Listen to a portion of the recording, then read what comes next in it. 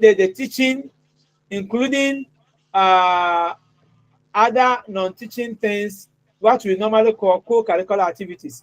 Let's mention some of the co-curricular activities that we know. Let's mention them. Yeah, Isaac. Yes, Hawa. Madam Hawa. Let's hear you. Some of the co-curricular activities.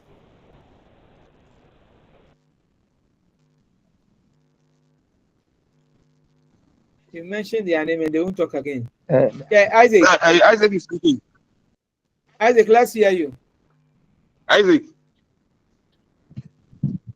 Okay, if Isaac is not ready, let's hear Boafo. Benjamin, Boafo. Bibi. Hello, sir. Yes. Hello, sir. Please, can I speak? Please speak. We can hear you. Okay. One example of co-curricular activity is sports. Sir, please, I'm back. Sports and games. Hello, Sports sir. and games. Yeah, please. 1, 2 is yes, please. Like inter schools, inter circuit, and under 12, under 15. They are all part of co-curricular activities. That's good. That's good. Priscilla, then welcome back. Debate activities too is part of the inter. Please, come again. Debate. Inter-school debate is one of the extra curriculum activities. Okay, Madam Hawa. Please worship. Madam Hawa. Yes, sir. Let's hear you. Please worship. Worship. Go, school worship. Yes, they are all part of the curricular activities. Okay. Right. Abraham Nyako, please. Let's hear you. Yeah, Doc, please. Reading the school compound. Reading. Come again. I said clearing the school compound. That's reading. Okay. Cleaning. It includes all the cleaning activities in the school. Right. Thank you.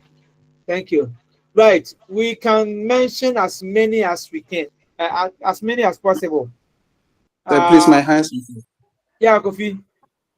Please, we also have cultural activities, which are also part of the co-curricular activities in the school. Okay. Thank you for that wonderful input. Okay, so you can mention as many as we can. We have and then other things. So the most important thing is that it says the curriculum. It says that which is taught in school. That is first one, which of course you made mention of them. Then a set of subjects. So when you take all the subjects that are read or that are studied in the school, they are also part of the curriculum. And then plan or program of studies. Plan. We plan that every year. That's why we have school calendar.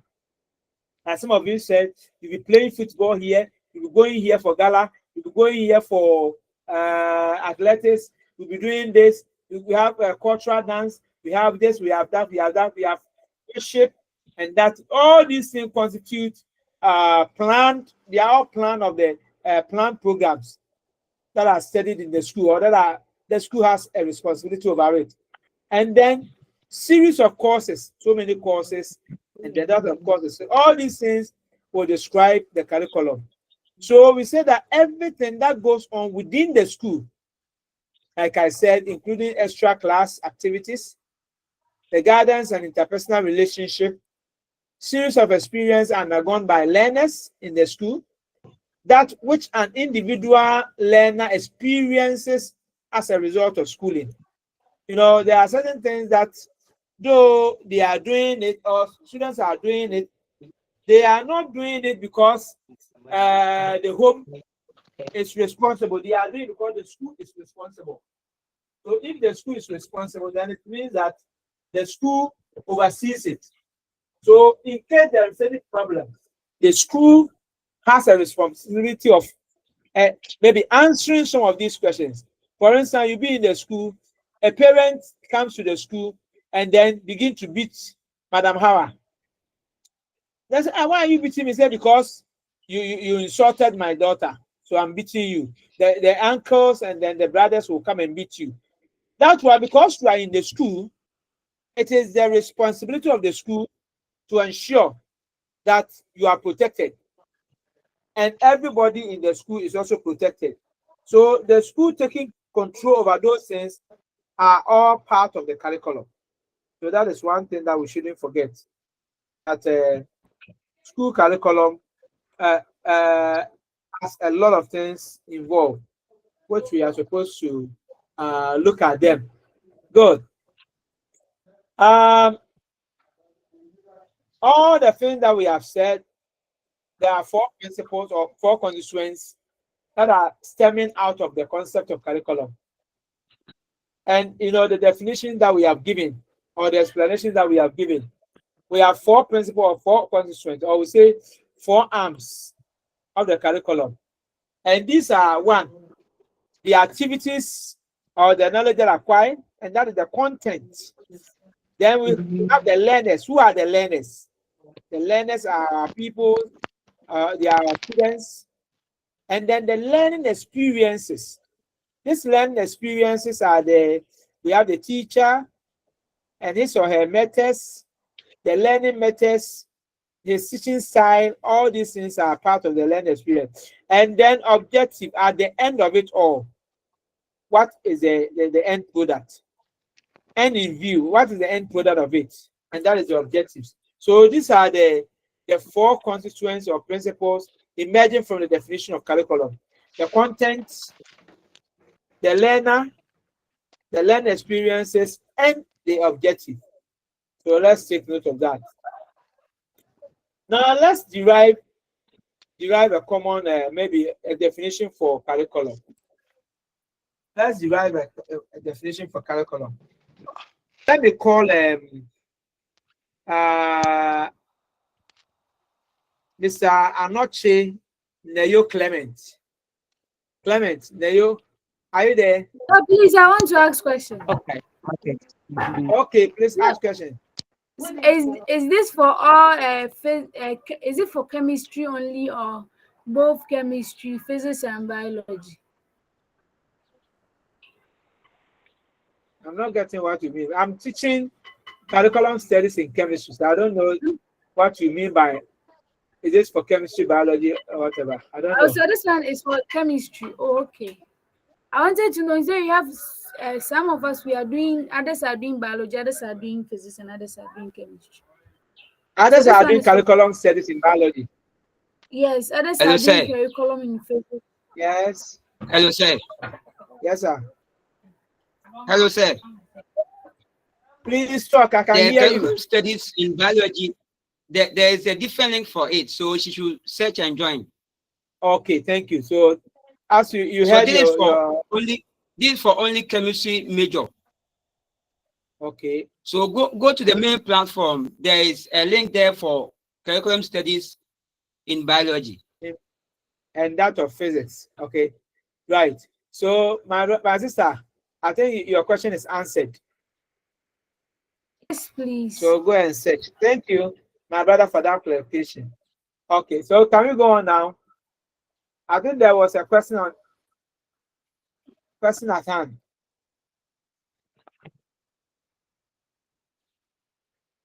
There was a question at hand.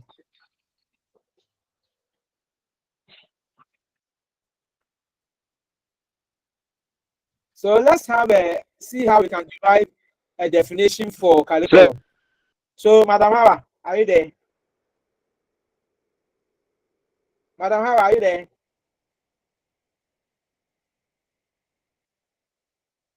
Madam Hawa, are you there?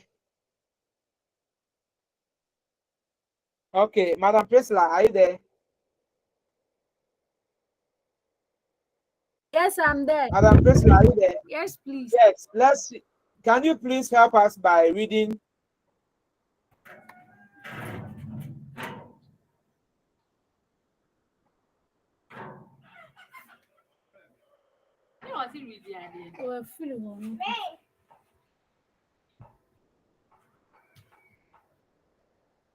okay, almost almost yeah.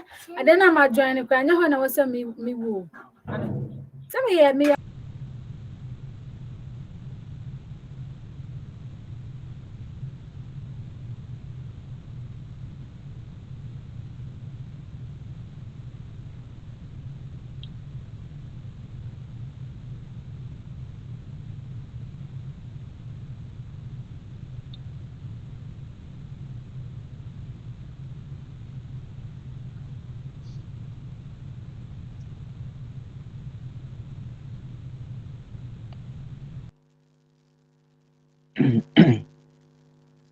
Ebusafo link na ekwa na say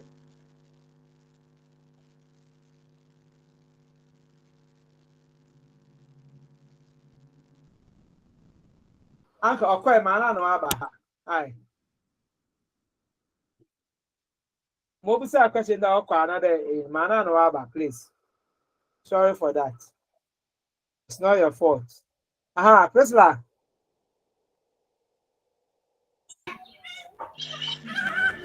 Please, Priscilla, yes, Mr. Michael, please, I'm around.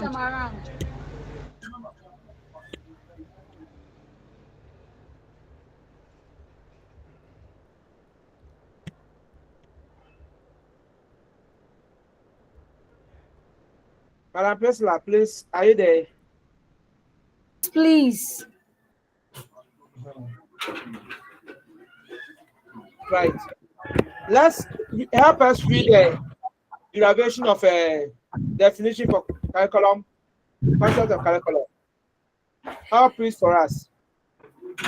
Program of activities that are explicitly organized by teachers in the school as a means by which learners may attain, through learning, a set of objectives. Okay. So you see, if you have a program of activity that are explicitly what?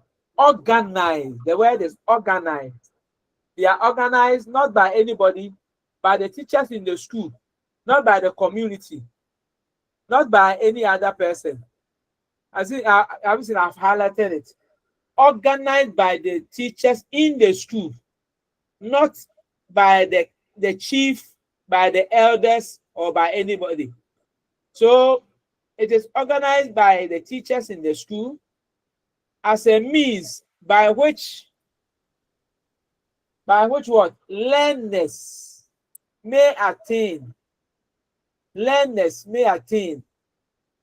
through learning a set of objectives. So the moment we talk about curriculum, or we look at the concept of curriculum, we are looking at program of activities that are mainly organized by teachers in the school, and by which learners may also attain through their involvement, through their learning of set of what objectives. So that is what we mean by the curriculum. So if they are organized by the assemblyman or the unit committee, then we don't see it to be part of the curriculum. We don't see it to be curriculum. But Sir. if it is organized by the teachers, then we can talk about. Sir. Yes. Sir. Yes, please. Please, I think this class is for the chemistry major students. Sir. But have I gone where from this information again? Yeah, I think we have curriculum studies in chemistry, physics, and biology, but I'm majoring in physics, so I think I'm not supposed to be here. But am I the one who gave you the link? You know where you belong. Okay, you know thank where you. you belong. Thank you, sir. I'm hesitant.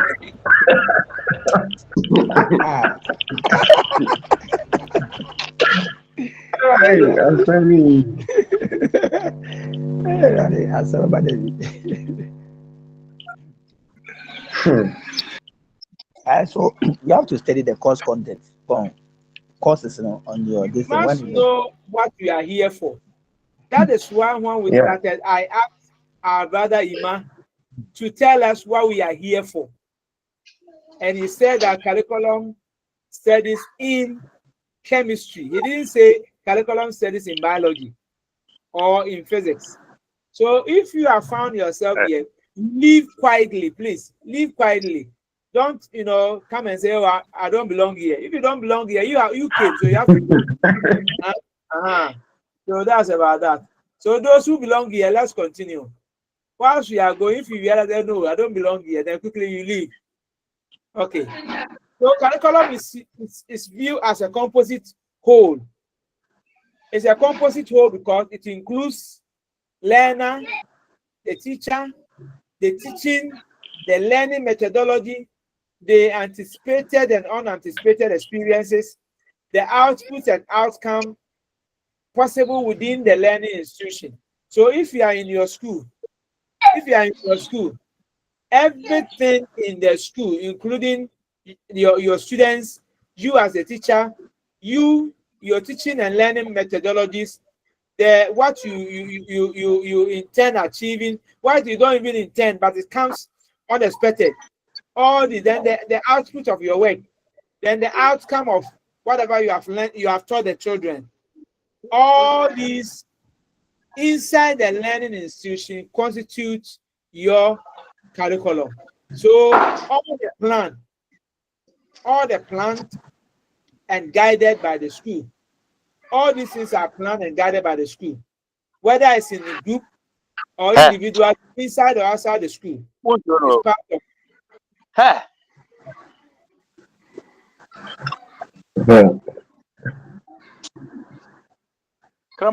So, sir, please. I have a question. Yes, please, Sir? I'm listening. So, please, is the curriculum only limited to teachers and learners? The question you are answering, I think it has been answered already in the discussion. We said that it's not only teachers and then learners. We said everything in the school, including the teacher, the learner, the learning and the teaching methodology, including even the experiences that you even budgeted for those that you didn't budget, including the performance or maybe the behavior of the learners.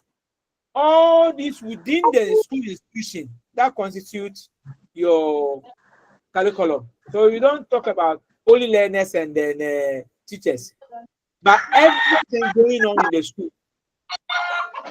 Even that's why we talk about the worship, the grammar, and everything. Even those who are selling in the school, the food vendors, the activities of the food vendors. What do?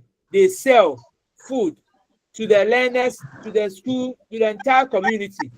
So if those people do not come today, assuming that you go to school and the food vendors, they don't come, what will happen to the teaching and learning? Especially the children, what will happen to them? Will they be able to have? It will be disrupted. Yes, they'll be distracted. You can't even have fruitful teaching and learning. They will starve. And they'll begin to cry, like some people are crying, I don't belong here, I don't belong here. All this is a part of it. You see? Yes, this is all part of it. They are in there.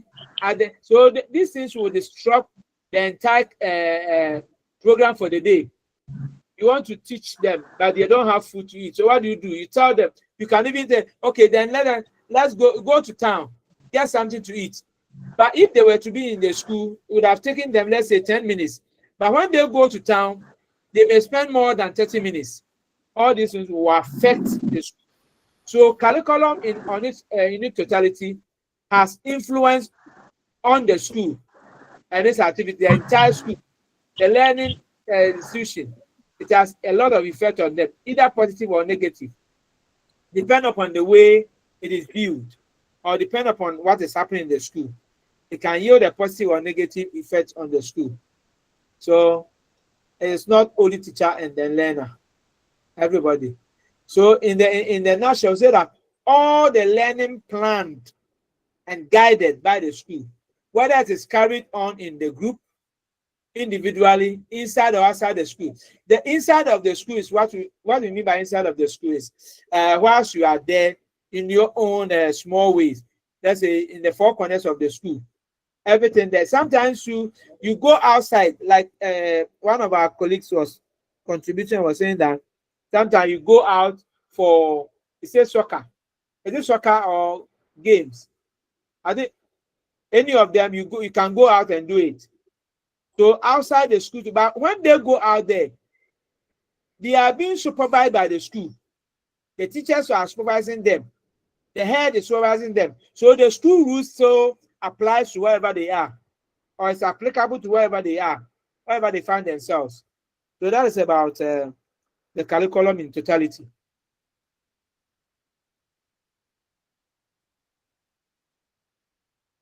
The perspective of the curriculum.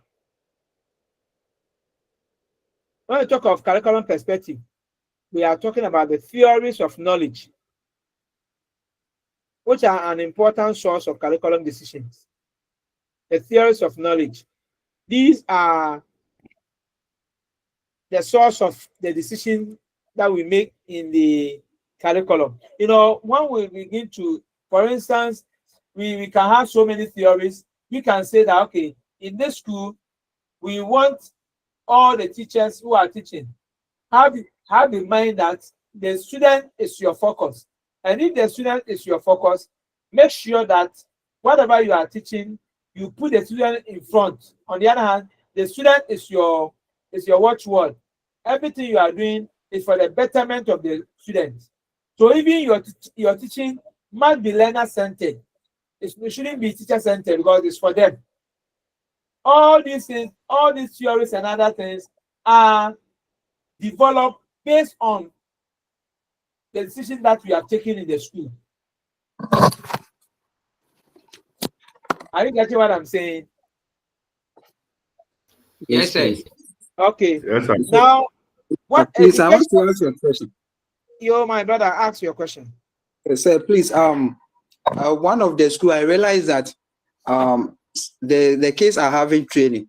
So anytime that they go out for the training, none of the teachers follow them, except one guy from outside who takes them for the training and then send them back to the school. So I want to ask if that one is also part of the planned activities for them, in case in terms of the curriculum. Okay, let me also ask this. Per what we have just discussed, do you think those training and things, is it under the care of the school? Is it the school that planned it?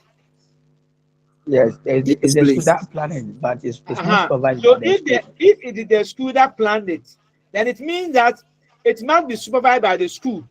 So if the school is not doing it, the school in this case, I'm talking about the authorities, the teachers, and then the supervisors. If they are failing to take care of these children when they go for training, then it means that there's something wrong. We need to work these things out. Okay. Because if there's any problem, it is the teachers who are going to be held responsible. Assuming that a child goes there and then there's this child gets maybe gets a fracture, and then as a result, the leg is to be amputated. Are they going to ask that man who takes them there, or they are going to ask the head? And for that matter, the teachers. Who is going to answer that? So they are going to ask the head or the teacher. Yes. So it means that there is a loophole somewhere that we're supposed to, correct. There's a problem going on. There's a challenge there. There's a shortfall there, and it is the responsibility of the teacher or the school to take control. The school can employ or maybe can ask the assistance from those in the community, like maybe that gentleman is helping.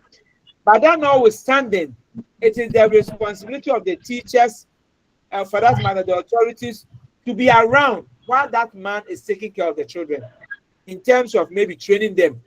But the overall supervision not be done by the teachers or the authorities. So that is what we have here. Okay, sir. Okay, sir, please, I want to come in.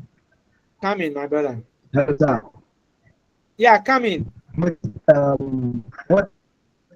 is asking? I think I have a perfect example in my school. I think I came to the school 2 years ago, and when I came, the school had a town coach who usually takes the children for training as an aunt. The But school, for here, the school has a town coach.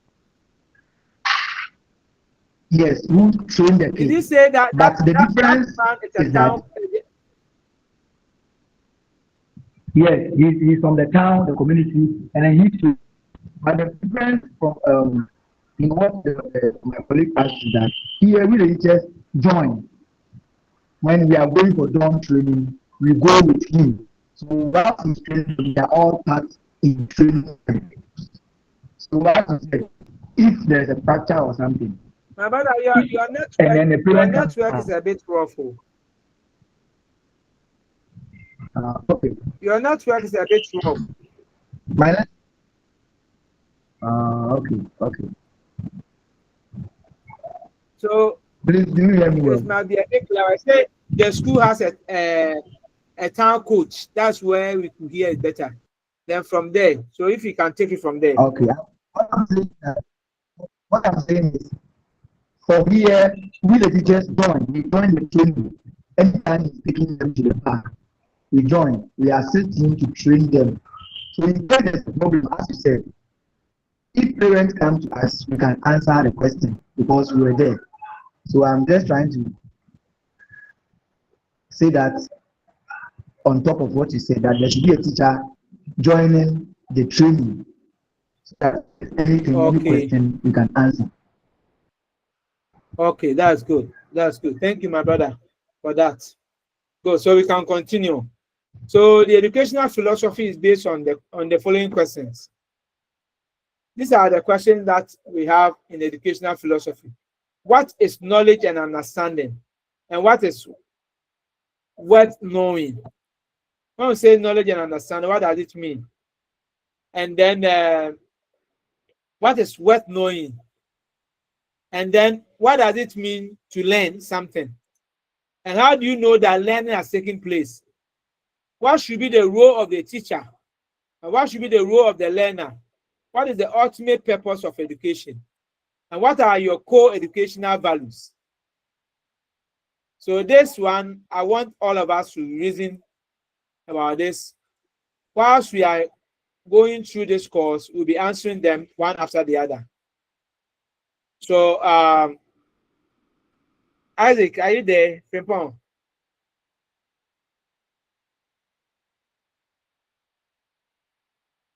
Frimpong, are you there? Okay, if Frimpong is not there, let's see. David Abrako, are you there? Yes, sir. David Abrako.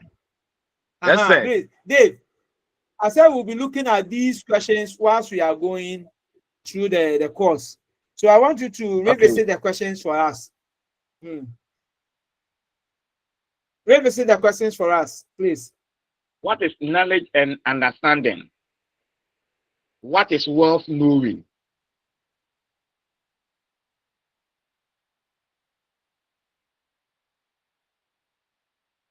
What does it mean to learn? How do you know that learning has taken place? Okay. 5. What should be the role of a teacher? 6. What should be the role of the learner? 7. What is the ultimate purpose of education?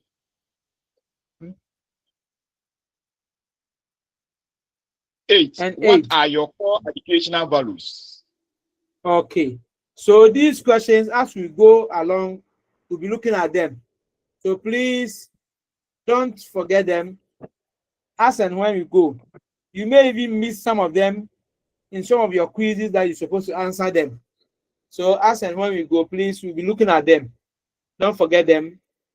And then when I give you this one too, you also have access to them, and they'll be pondering about the answers to these questions. Every curriculum depends heavily on these perspectives. Every curriculum depends on the following perspectives: rationalist, empiricist, pragmatist, existentialist, and others. These are the dependable things on curriculum. So every curriculum depends on these: rationalists, empiricists, pragmatists, existentialists, and others. So we'll be going to look at them one after the other, and then we know who they are. Who is a rationalist, or who are the rationalists? So when we talk of rationalists, let's look at what they believe in, what they argue on, and other things. Rationalists believe that true knowledge is achieved by the mind. True knowledge is achieved by the mind. That's the first belief of the rationalists. So if you want to talk about knowledge, knowledge is not obtained anywhere. Knowledge is not obtained through maybe visuals. It's not obtained through touch, another thing. They are truly obtained mainly by the mind. The mind helps you to achieve true knowledge. And they also argue that certain truths exist and that the intellect can directly grasp these truths. You know, the rationalists believe that some truths are there, some truths are somewhere, and it is only the intellect. When we talk of the intellect, what are we talking about?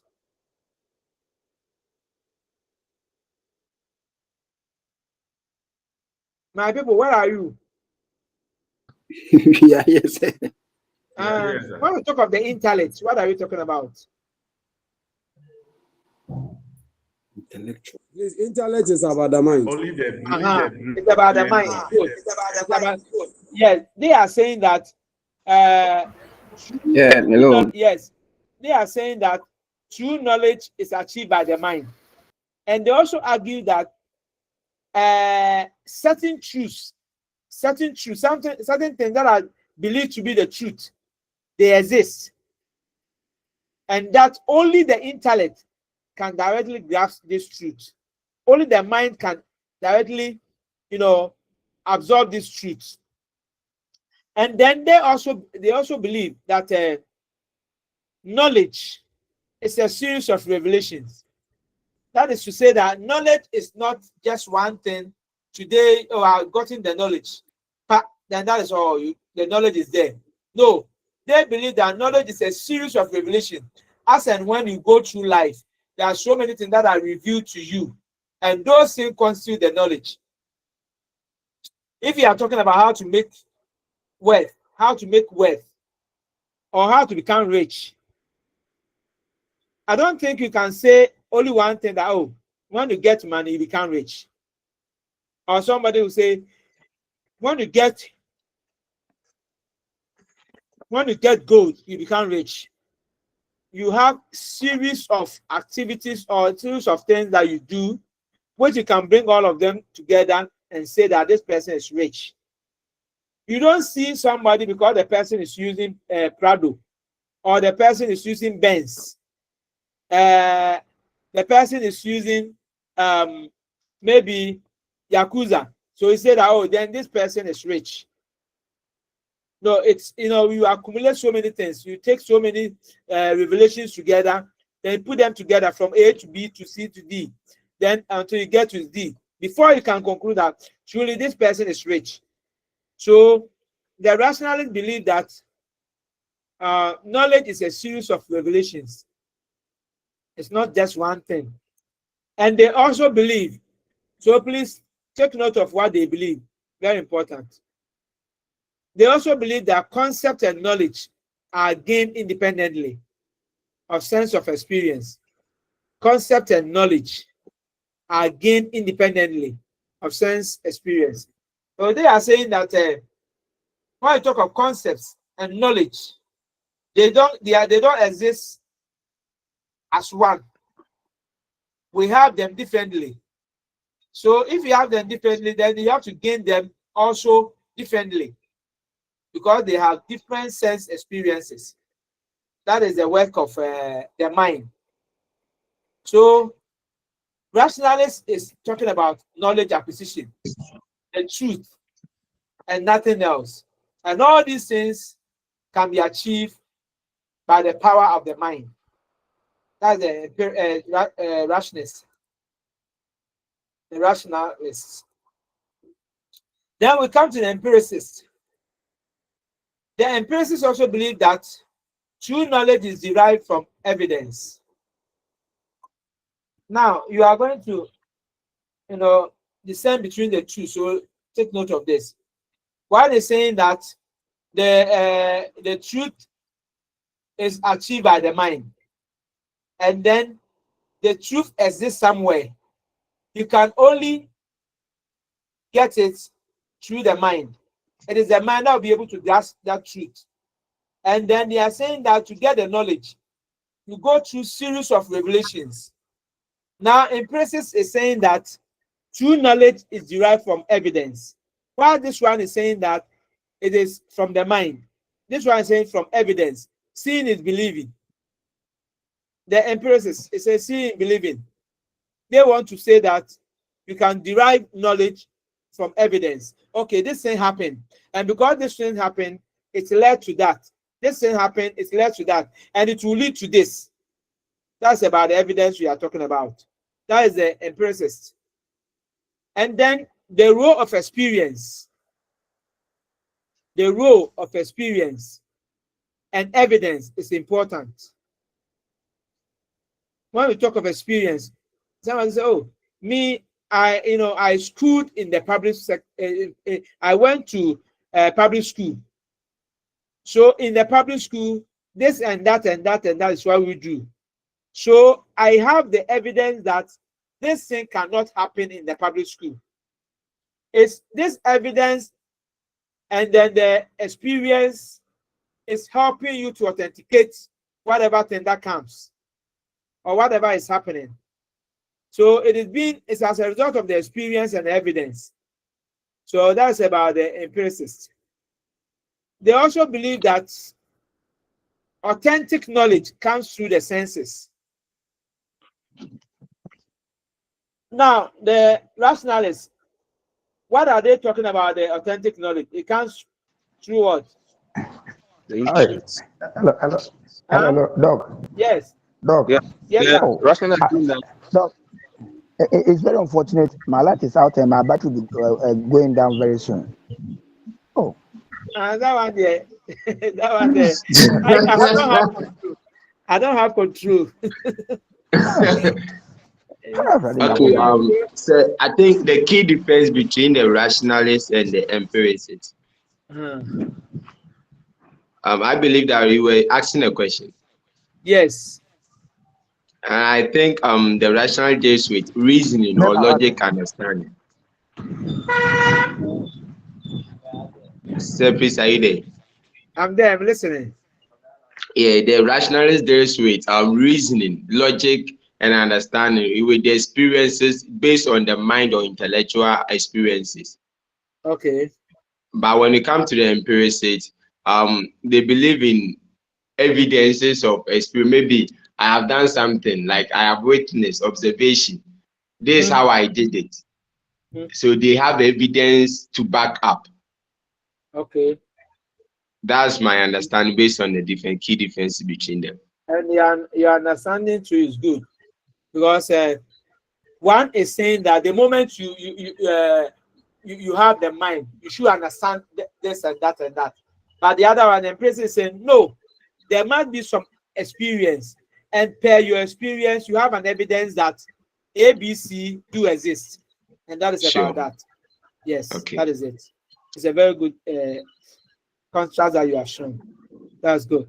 And they are saying that now, empiricist is saying that knowledge comes through the senses. And what are the senses? What are the senses? We have touch. The touch, the smell, the vision. The five sensory organ. So they say it's from the senses, but though it's from the senses, but they are saying that the sense experience is the ultimate source of all the concept and knowledge. The sense experience. So they believe in experience and evidence. Though it's from the senses, but experience is the ultimate source of all the concept and knowledge. And they are saying that knowledge comes only or primarily from sensory experiences. That's about that for empiricists. Sensory and the pragmatism or the pragmatists. Pragmatics, knowledge is hypothetical and changing constantly. They don't believe that knowledge is fixed. It is tentative. As and when this one comes, another one can come tomorrow, the old one can go. Then based on the old one, we can get a new one, and then we discard the old one. That's about the pragmatist. Knowledge is also experience. Knowledge cannot be imposed on the learner. You see, sometimes say when you are teaching your students, you tell them, you say that you are transferring knowledge onto your learners.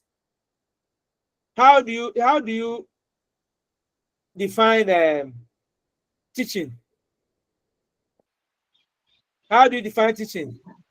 Method of transferring knowledge. Huh? Method of transferring knowledge.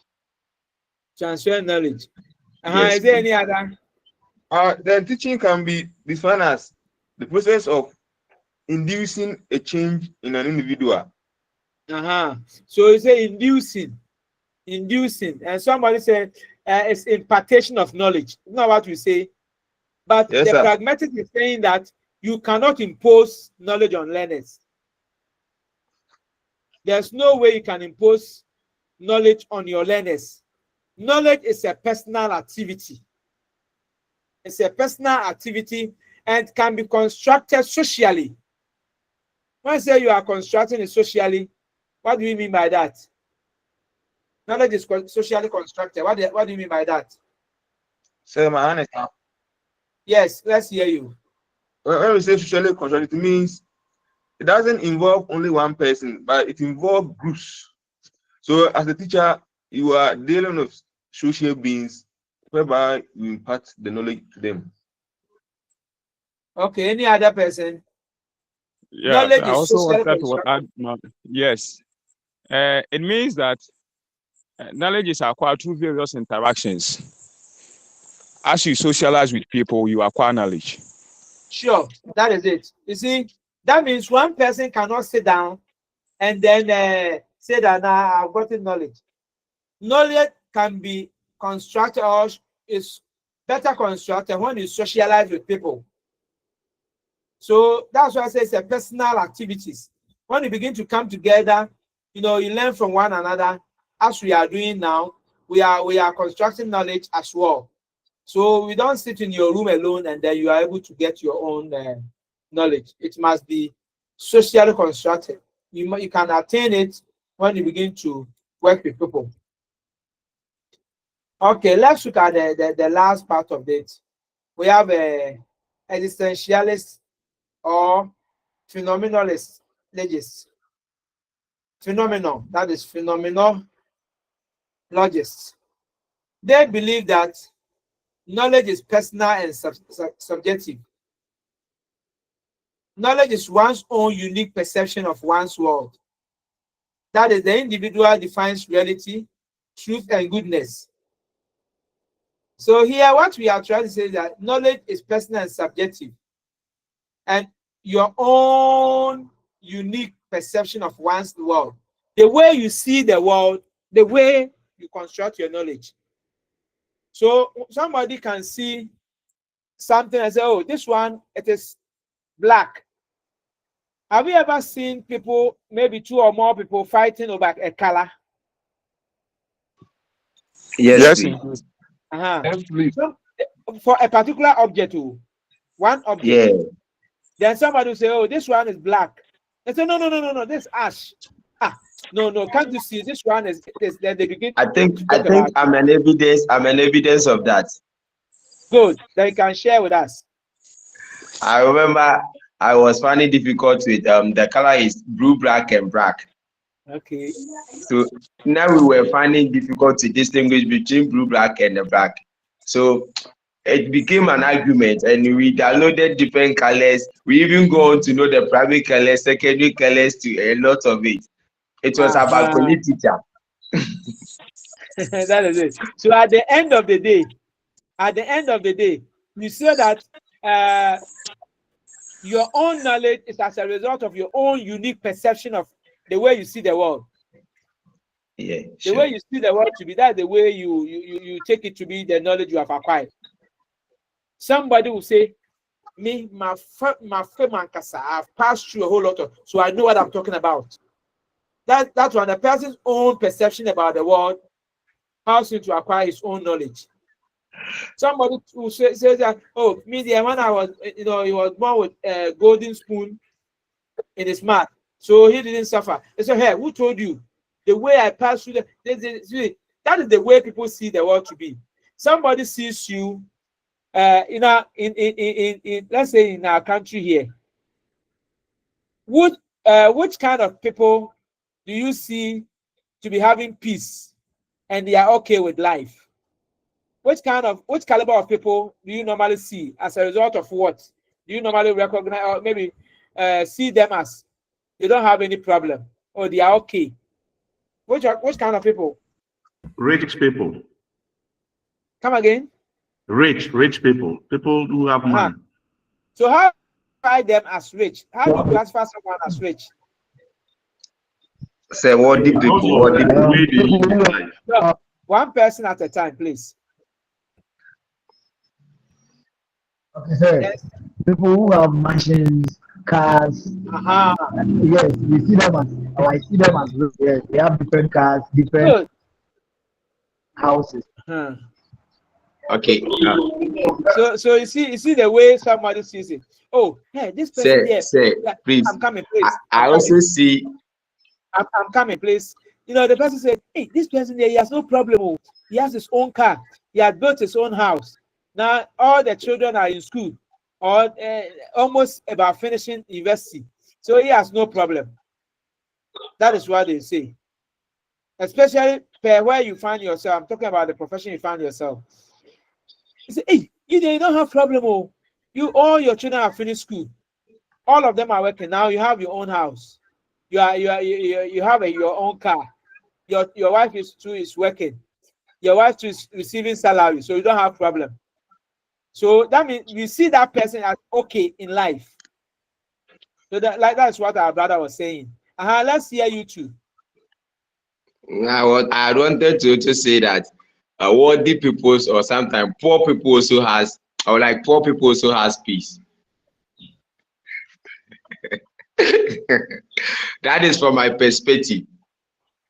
Because that sometimes I also see that poor people or people who have not much or they are not worthy or something, they have peace. What do I mean? Because they are not thinking about maybe my work, this place is collapsing, or there's something that they have a lot of mind. But me, if I have my income by day, I just come, I have peace, I come and sleep, I go back, I have what to buy. That's people mentality about peace too. That is so sad. See, so that's why I say that knowledge is one's own unique perception of one's world. That is, the individual defines reality, truth, and goodness. So at the end of the day, people look at you.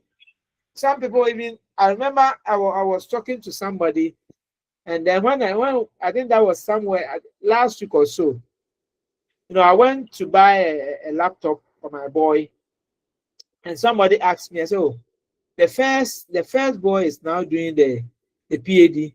The second boy is doing the master's. The third boy has finished the university and is going to do the national service at the oil and gas industry. The fourth boy is going for first degree to do another engineering program. and then the last boy has now gotten admission to the secondary school. Then the only thing that came to the person's mind, hey, the only problem. Did you hear? You don't have problem. I said, why? He said, mine has just started JHS. My first has just started JHS. But let's all things being equal. If somebody is in JHS, or let's say 2 people are in JHS, and then 2 people are in the university, who has a problem? Those are the one in the university. But you see the way the person is defining peace and then problem-free situations. He is looking at maybe you are not spending much, but forgetting that at that level you spend so much as compared to maybe the lower class. But he is seeing it as, I'm now going to spend, but you are finished suffering, but I'm not going to suffer.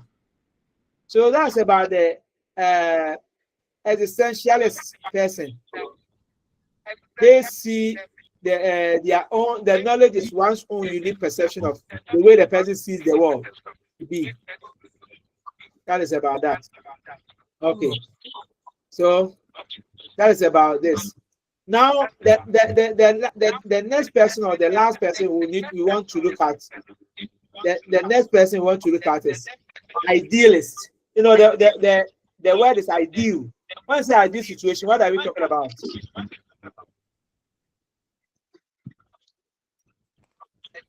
A situation is ideal. What are we talking about? A perfect one. Okay, that's about. So idealists believe in refined wisdom. Reality is a world within a person's mind. Truth is in the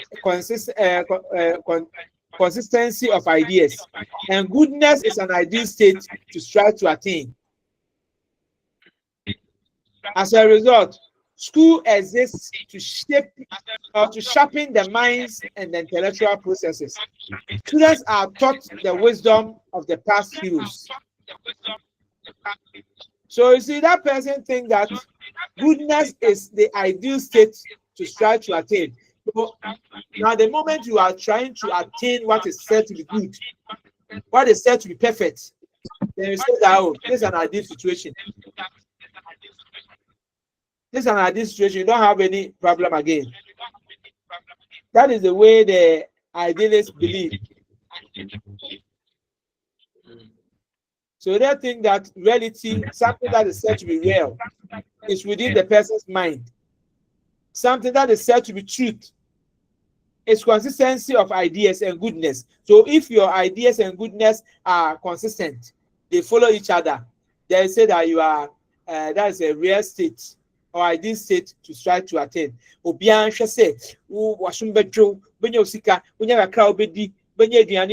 you've been hearing these things. People say them. Yes.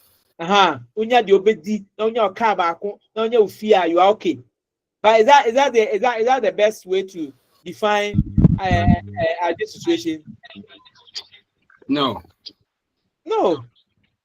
So then the realist, he said somebody is realist. Let's see the way the person see it to be. They believe that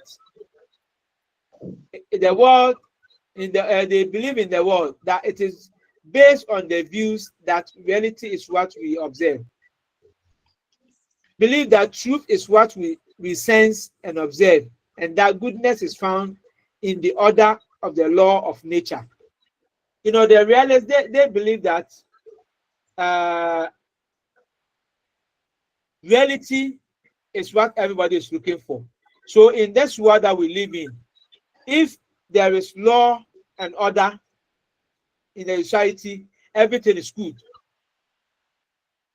Where there's law and order, it is believed that people will do the right thing. It's not the truth. Yes, sure. But that doesn't go like that. No. Yes. If it were to be like that, then nobody will be put into prison. Exactly. Yes. If it were to be like that, there's no need to even hire sanitary inspectors. Sure. Because you have your dustbins, You have this, you have all these things are in place. When somebody does the wrong thing, the person will be in prison. When somebody, you see, all these things are there, law and order. But still, people go contrary to that. So that means that all these things that they are talking about, though it is good, but we need to look at it very well. So they are saying that as a result, schools exist to review the order of the world and the universe. So to the realists, they think that it is school that is teaching people to know the right thing. It review the order of the world, how the world and the universe, how they go. That is what the school does. So whatever information students are given, they are factual. Every information students are taught are factual.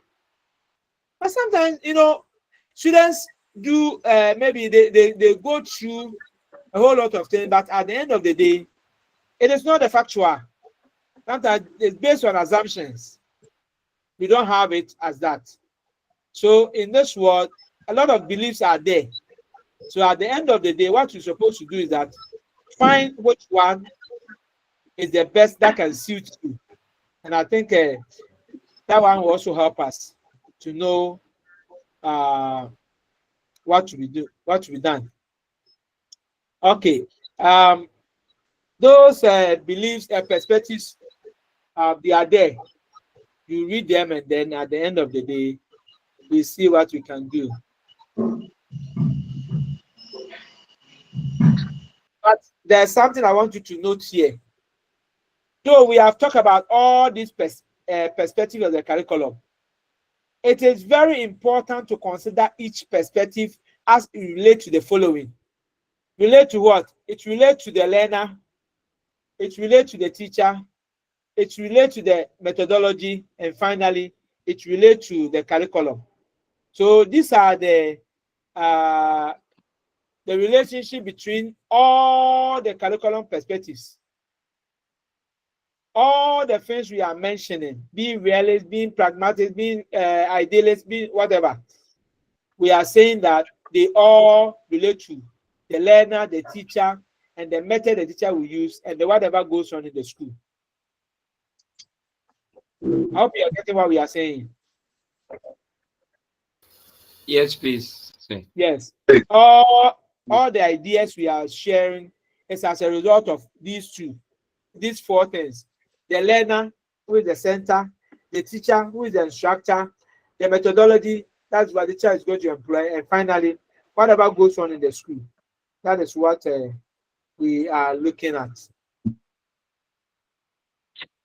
So, if you're in the tabular form, it is here. The perspective, be it rationalist, idealist, pragmatist, whatever, it's related to the recipient of the information is what? The learner. The source of the information is the teacher. And then how it's going to be sent is the methodology. And then the subject matter or the symbol of idea is the curriculum. So all these things are there. You look at them. When you get the material, you read about them. So let's look at something. Say, please, yes, can you sir. share your WhatsApp number so that I can add you to the platform? Okay, let's finish. It's the same number that you had in your. Do you have my number at all? I saw it at the beginning of the slide, but I couldn't take note of it. Don't worry. Okay. When I So finish, please, most of us don't have the slide for curriculum studies in chemistry. But who has it? Who has it? So I have it, but it is not your name on it. That's a different lecture. Don't worry. But it seems the content are the same. It's the same thing. But you are. It seems you are heading towards something where we haven't reached. So let's finish. When we finish, then I give you the slides. But it seems you are still looking for the slides whilst I'm still teaching. I don't know whether I should stop and push it to you. No, you continue. Let's finish. Let's finish. When we finish, so Do you have a? Hey, my ladies, it seems I'm here, not hearing anybody's voice. So, do you have Priscilla there? Priscilla, are you there? Huh? She's out. Yes, some of them they are cooking. They only register their presence, they are cooking. And then some of the gentlemen too, they have shown that they are there, but they are in town buying food. Say I'm there. I'm there. Say I'm there. Hey, Priscilla, you are cooking. You are cooking. Oh, you are cooking. Say I'm there. I know you are there, but you are doing your cooking. That one there, you are there.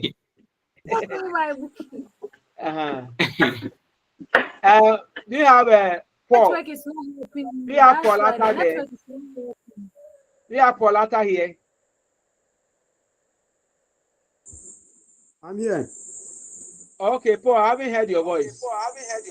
Oh, I'm here. I'm listening to you. But you have to also talk. Others are all sharing. Okay. So you have to also talk. Okay. Do you have to see Jeffrey there?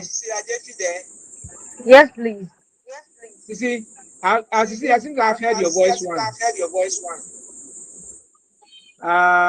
Clinton, are you there? Yes, please. Dog, I'm here. Okay, you have heard your voice. Do you have Ellen Yako?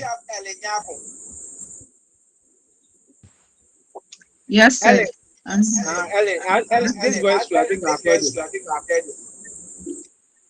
I thought Isaac, I've heard it.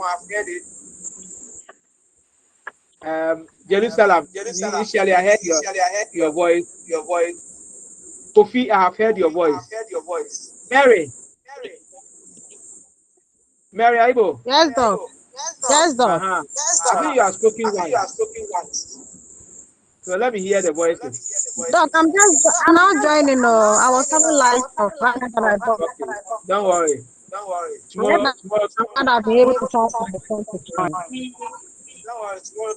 Don't worry. Tomorrow come to town. Steven, Ankoma. Yes. Are you there? Yes, I did. And then wisdom, Okra. Yes, sir. Good. Said Muhammad. Say I do. Okay. That's good. Okay. So let's see. Ellen. Yes, sir.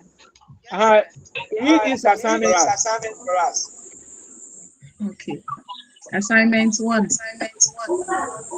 Read through the 2019 science curriculum for primary and junior high school once more. Analyze the curriculum perspective to appreciate its orientation.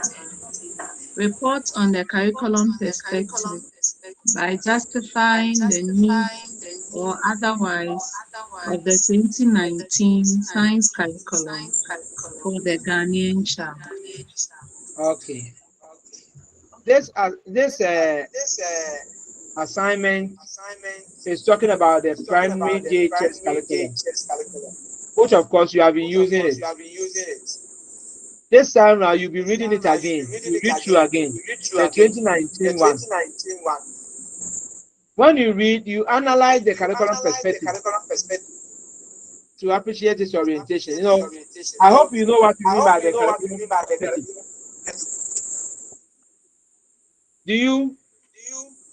Yes, doc. Yes, please. What are we referring to? Mention one or two. That's the rationalist. Good. That is it. That's okay. So you analyze the curriculum perspective to appreciate its orientation. Whether we have the rationalist, whether we have this, we have that. Okay. Then you report on the perspective by justifying the need or otherwise of the science curriculum for the Ghanaian child. So take your time, go through that, and then we'll see what we will do.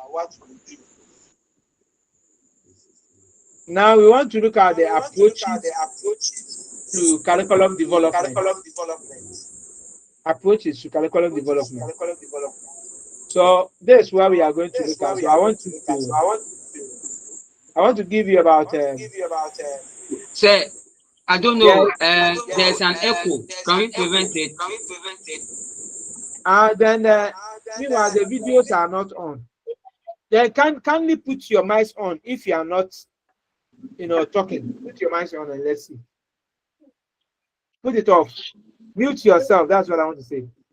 So that we check whether that will help.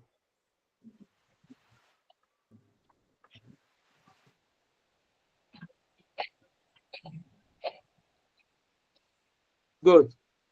You see that it has stopped. So it's the mic that. Yes. The mic. Yes, it has stopped. So if you are not talking, please, you put your mic off. We want to look at the approaches to curriculum development. We have 3 approaches: subject-centered, integrated, and competency-based approaches.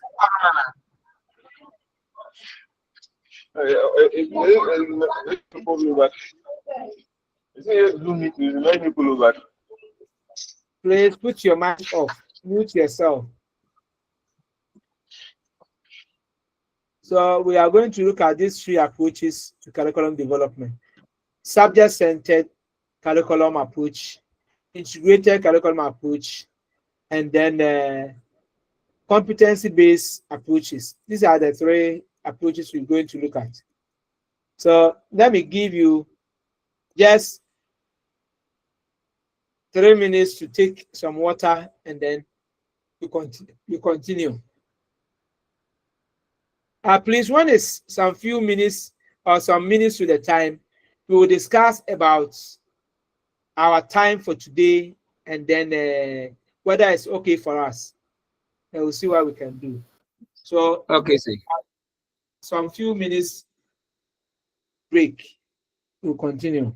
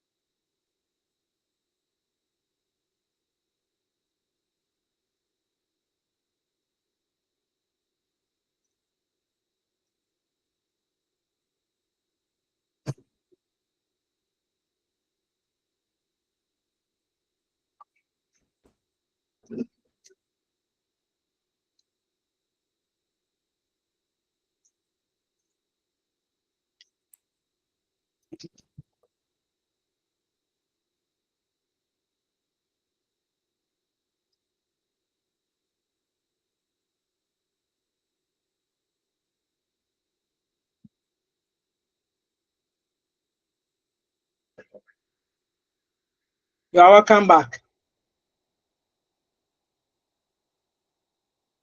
Thank you, sir. Good. We are Thank you, looking at sir.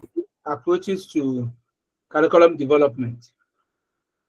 Those approaches, that's what we're going to look at. By the way, who is the rep for this course? The course Sir, rep. please, I am the one. Is that Paul?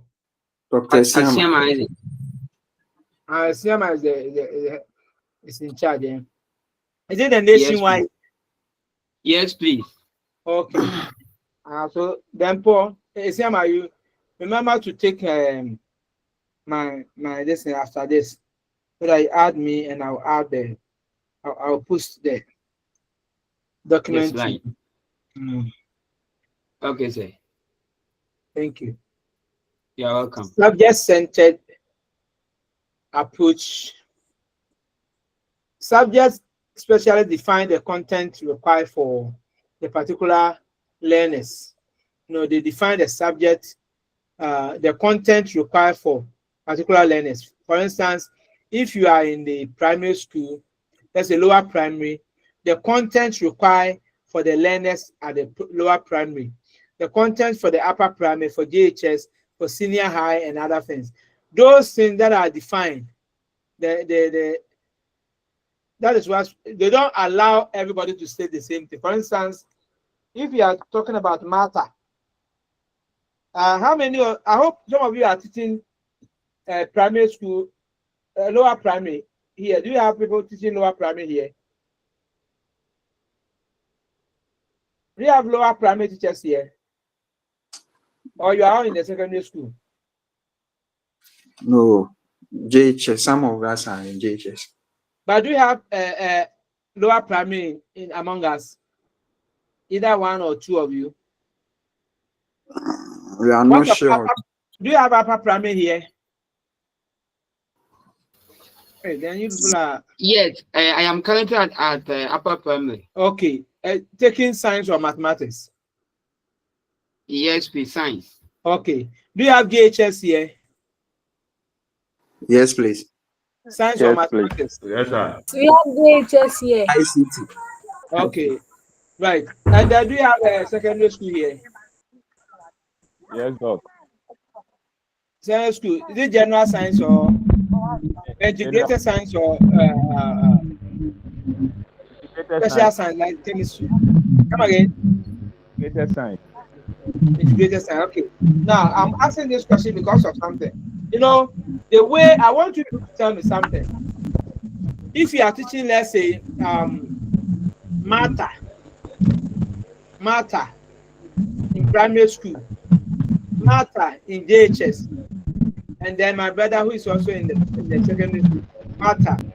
How do you have any difference, or you teach them the same thing? So now the ball is in your court. You are going to tell me something.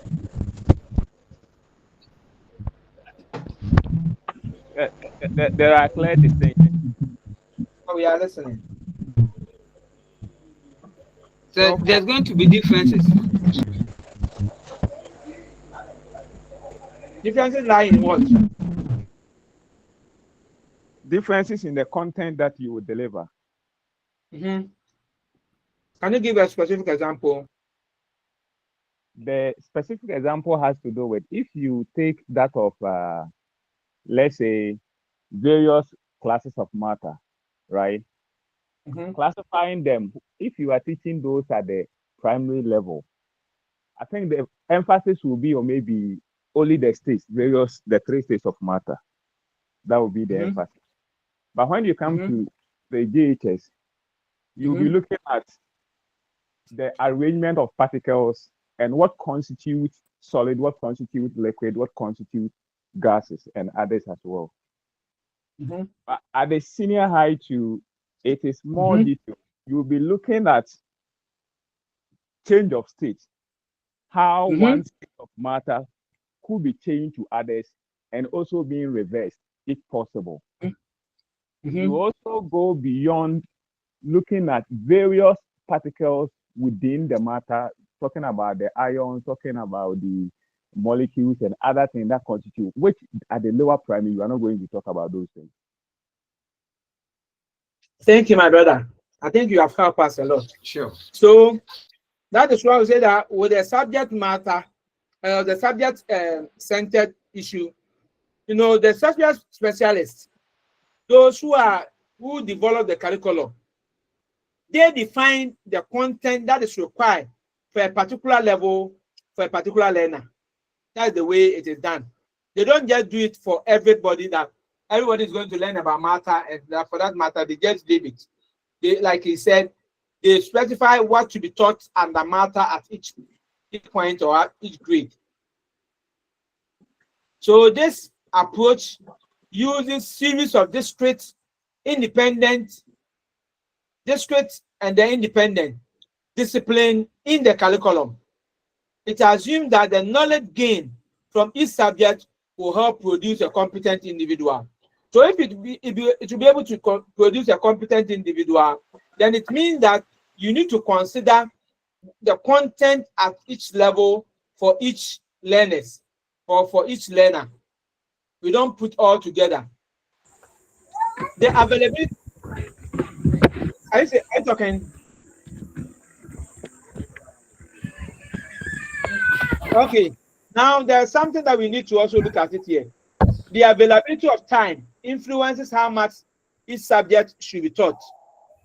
Is that one true or false? So it's true.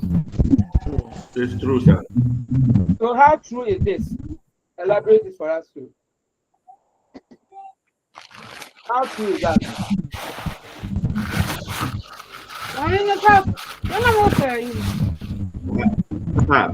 There's wisdom. I think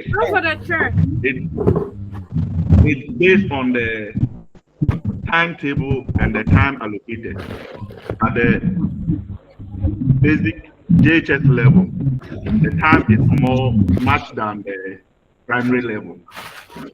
For instance, we have 35 minutes for GHS as a single period, and then 70 minutes as double. But it's different when you go to the lower primary. They will not have a double period.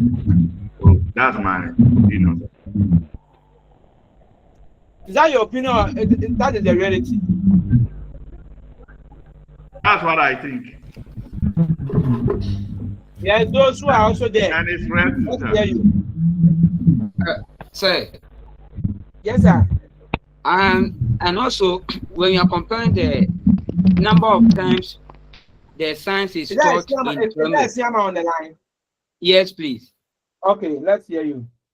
Considering the time, the number of times the science is taught in the primary school is different from that of GHS. If I am right, I think you can have science 4 out of the 5 days at the GHS, but mostly at the primary, I think at most you even get 3 or 2. Okay. Yes, and I think it all based on the content matter, as our brother explained. Okay. Since they are to get the basis of the subject, I think there's no need for you to add much time compared to the GHS. Okay, that's good. That's good. This place, you are making a lot of input. I'm happy.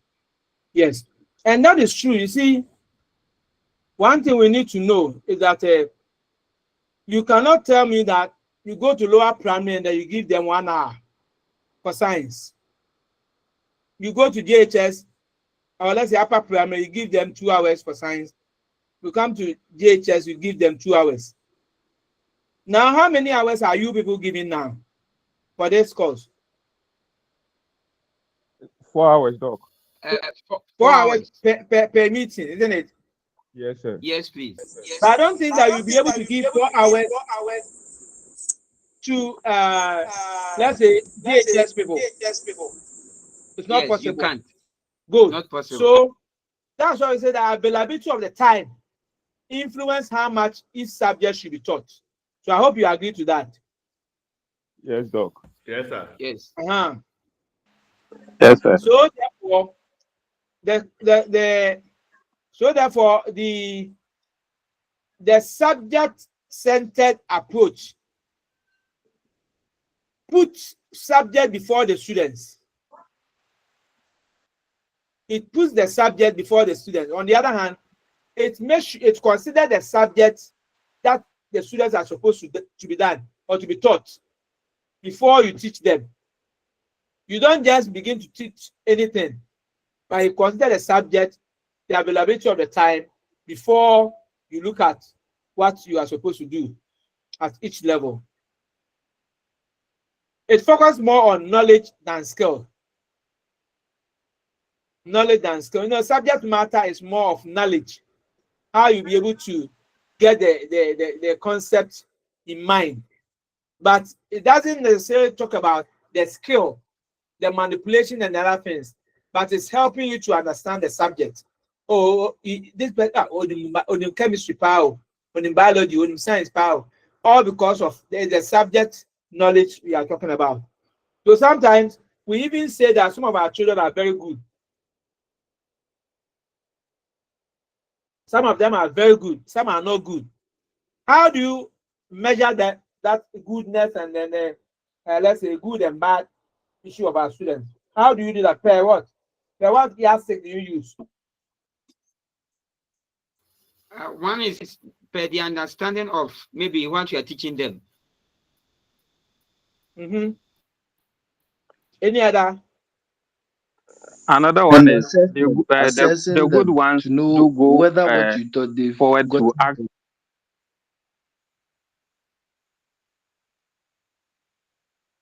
Small question. Come again. Please come again. He said the good one will tend to ask more questions. Any other? For me, you see, the science itself is around our environment. So its curriculum, some of the students, the moment they start with the topic, they'll be able to relate with it better because it's around us. And that knowledge is already there before the subject even starts. So that's my input on that. So you see, at the end of the day, we are all talking about the knowledge acquisition, isn't it? The knowledge acquisition. So the child who's able to score 10-10 is considered to be the brilliant. The child who's able to score 100% in the exam,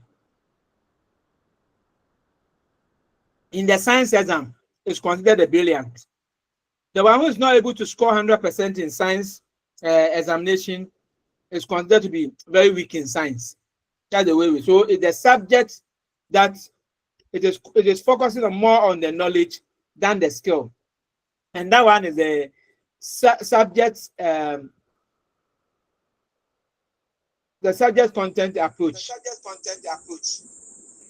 Now let's look at the subject base. Let's look at the integrated approach. The integrated approach tries to link subjects and discipline. It moves away from just giving chunks of information in the subject-centered approach to making connections.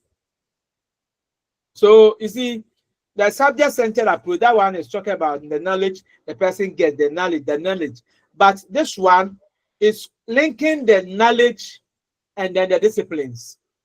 So at the end of the day, instead of taking that, the subject-centered approach, that is where a lot of knowledge is acquired. The child, this person, he can memorize all this. He has been able to memorize all the elements and their formula and other things.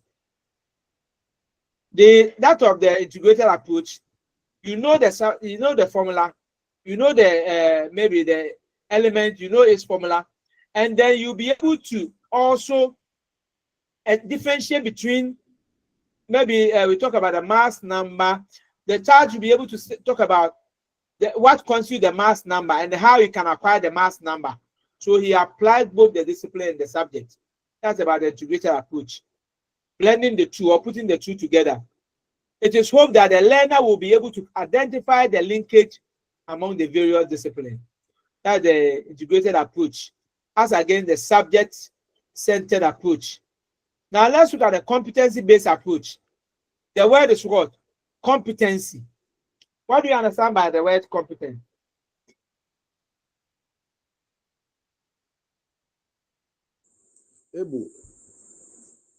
Your ability to perform a particular task or activity very well. Please come again.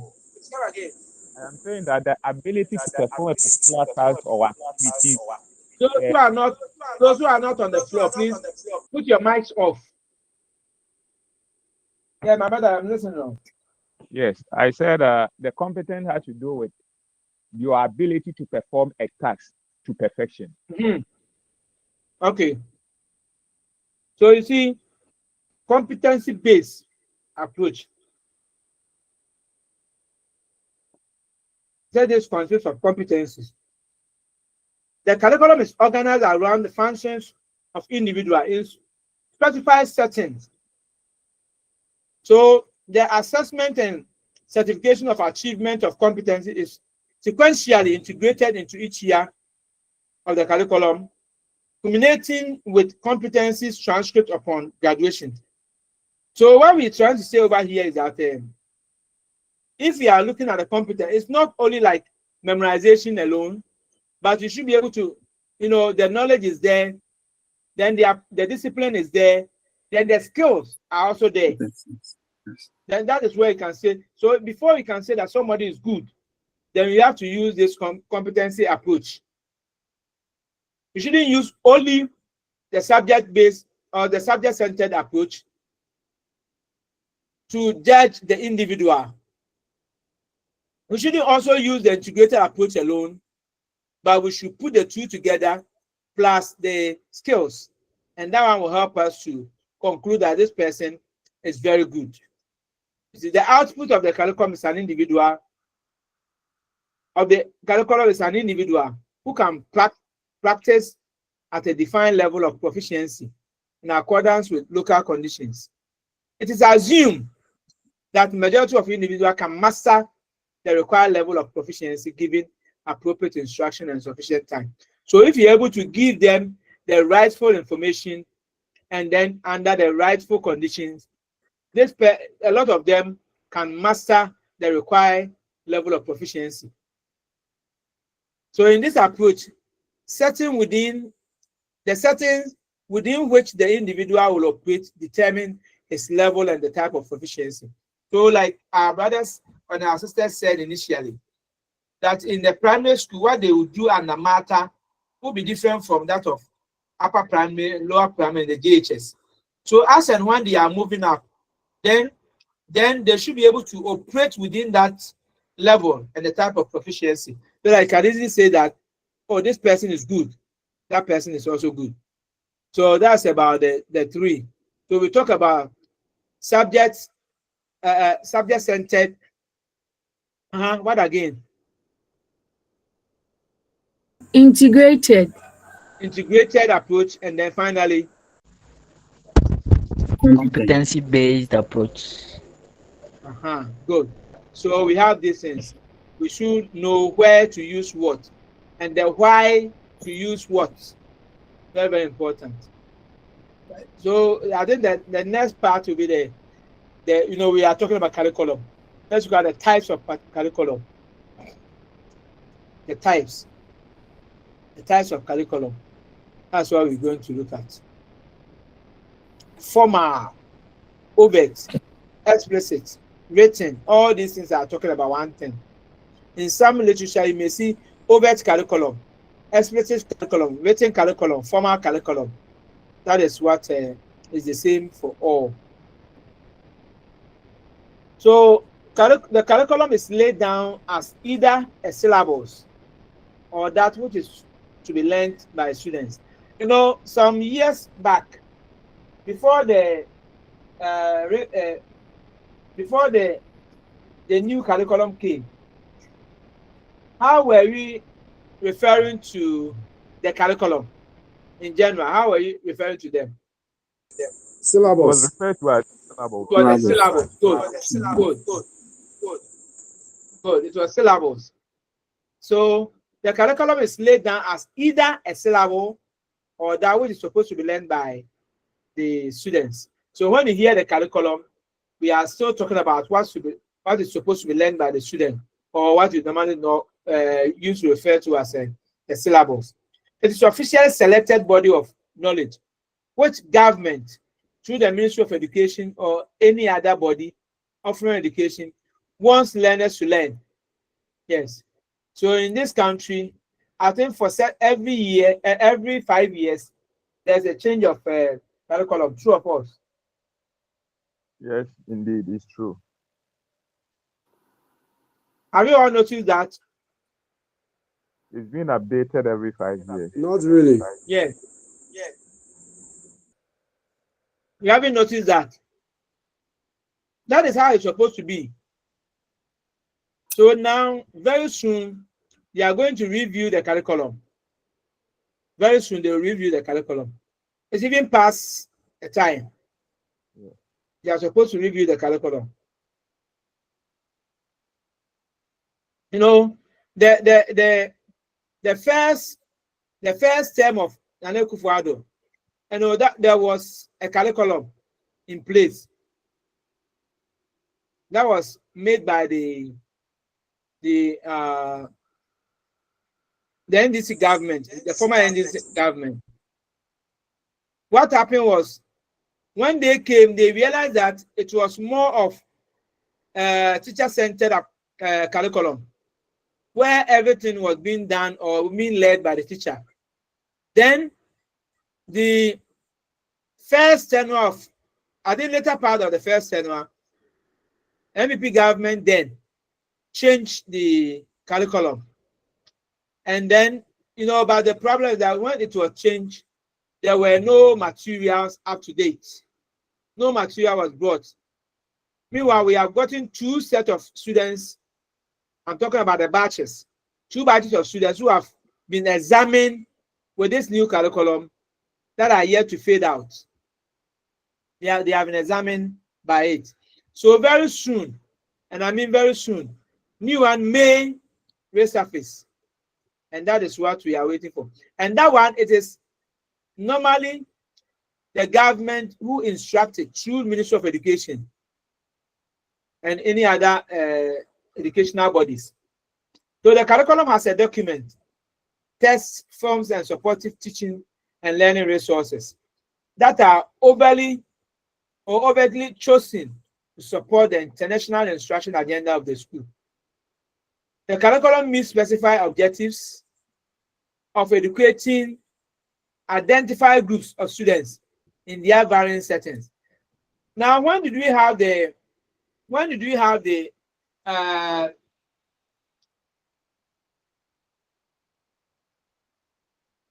NACA coming in?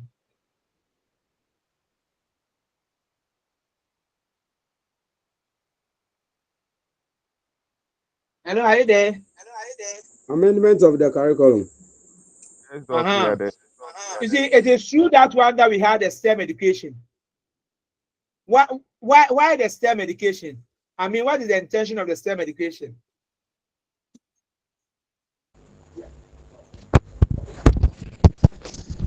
The intention of the STEM education, I think now the world is shifting or moving towards technological world. So the need for STEM education for us to also advance.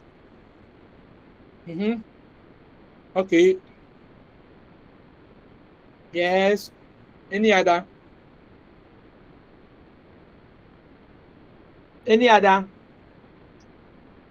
The brain behind STEM education. Okay, sir. I think it's also to gear towards industrialization. To the engineering aspect of it, because that's another thing. We are heading towards Good. So you see that all these things are telling us that there is the need to always revisit our curriculum. No wonder after when it was, you know, brought in place, you saw a lot of, you know, school children performing so many activities, hand hand-based activities. Even others were even developing planes. I don't know whether you heard of it. Yes, yes. Those studying robotics and other things. Yes. Did you hear this Ifiakobi? Yes, yes. Yes. Yeah, STEM, now the robotic centers, they were able to develop airplanes and then and then so many of these schools were doing it. This robotics, all these things, like somebody said, towards the development of industrialization. So there is a need to come into that. Good. So after the one type that we have just finished, the formal or the written or the overt, there's another one we call the hidden or the covert curriculum. Hidden or the covert curriculum. The first one, overt, or the formal or the written. This one is hidden or covert. So this one, it is that what is implied by the very structure and nature of schools, much of which revolve around daily or established routines. The hidden curriculum refers to the kind of learning learners derive from the very nature and organizational design of the public school, as well as from the behaviors and attitudes of teachers and administrators. You know, there are a set of attitude, values, and practice which the school places premium on and try to promote, but are not written down, documented. You know, with the former one, it is mainly written. For instance, they can write certain things down that this is what we want to do. You want to develop, let's say, aeroplane. These are the former, maybe the established norms or the laid down principle that can be used in doing it. But that of the hidden curriculum, or what you call the covert curriculum, that one, it is something that we believe can help, but we don't write them down. We hardly document them.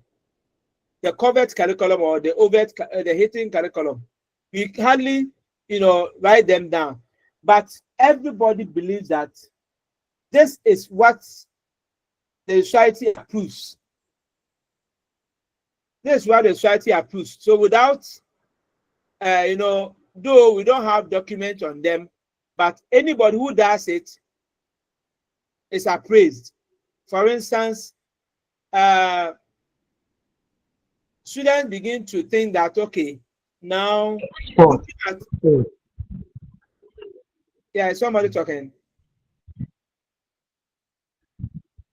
Yes, I was trying to say that can we term sporting activities and cultural activities as part of the covert curriculum? Not Because it's not written down in our syllabus. We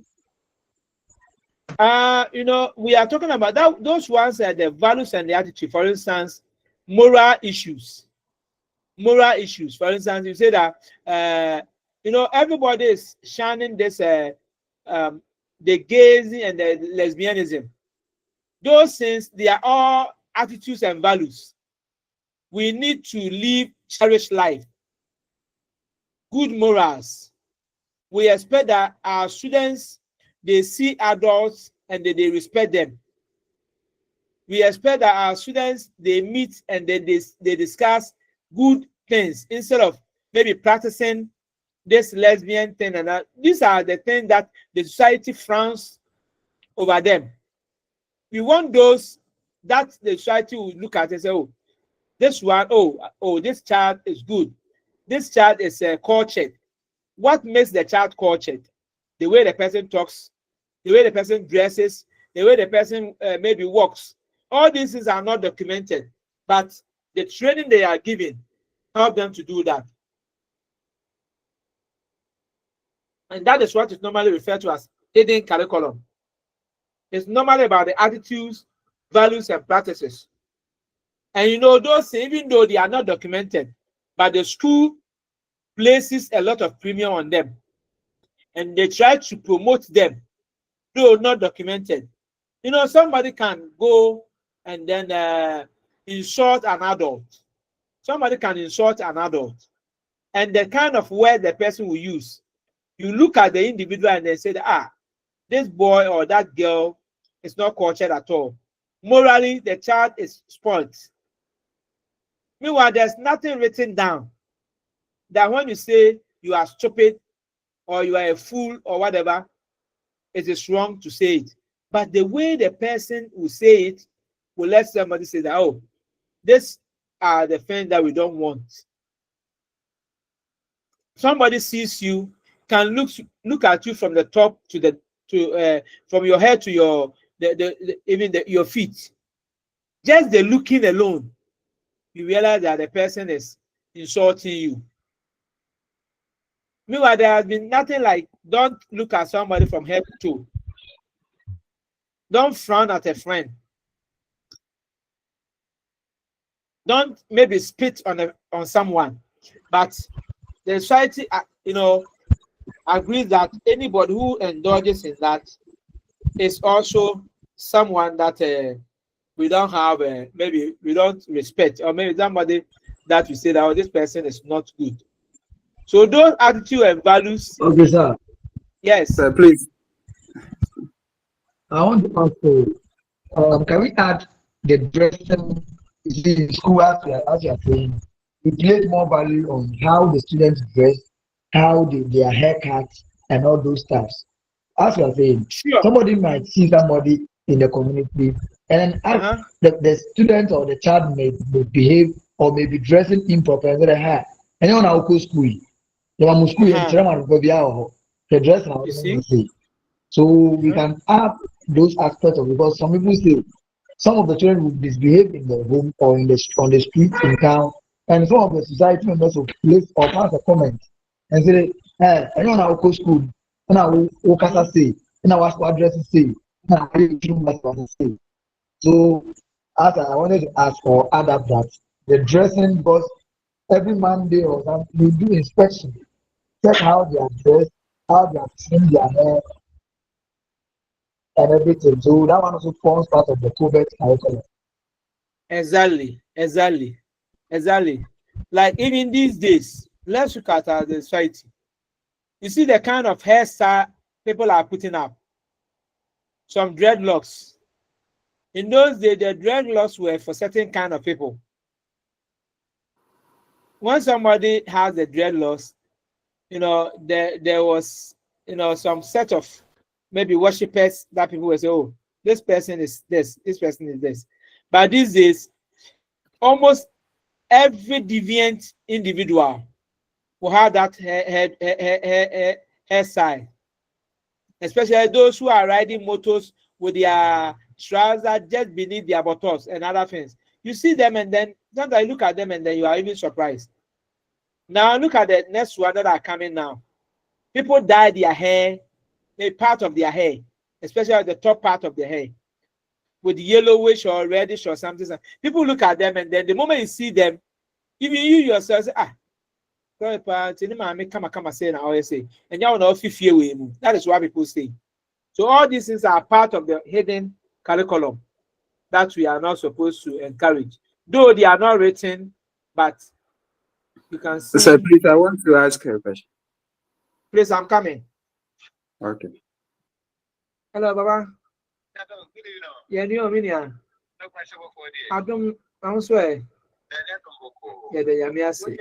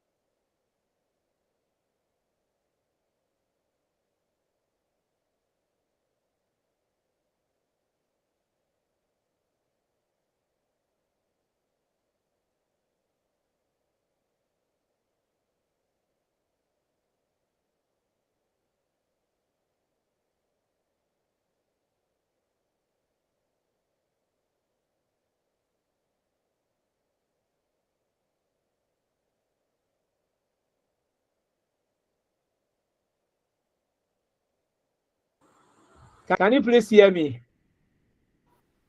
Yes, sir. Please ask your question. Yes, we can hear you. So please, let's say I'm teaching RMA and I have prepared my notes. And then in the note, I've included attitudes, values, and then dress code. That is what I'm going to teach the student. So does it mean that all these things are not officially documented? So though I have taught them. Please come again. The second part, I didn't hear what you want to teach. I'm going to teach the student on values, attitudes, and then dress code. I've prepared the notes on that. I've taught them. So this means that all those that I've taught them, it is not officially documented. Not necessarily officially documented, but for instance, there are some things that we may, when I talk of we mean the elders or the school authorities. We may not, necessarily mention that.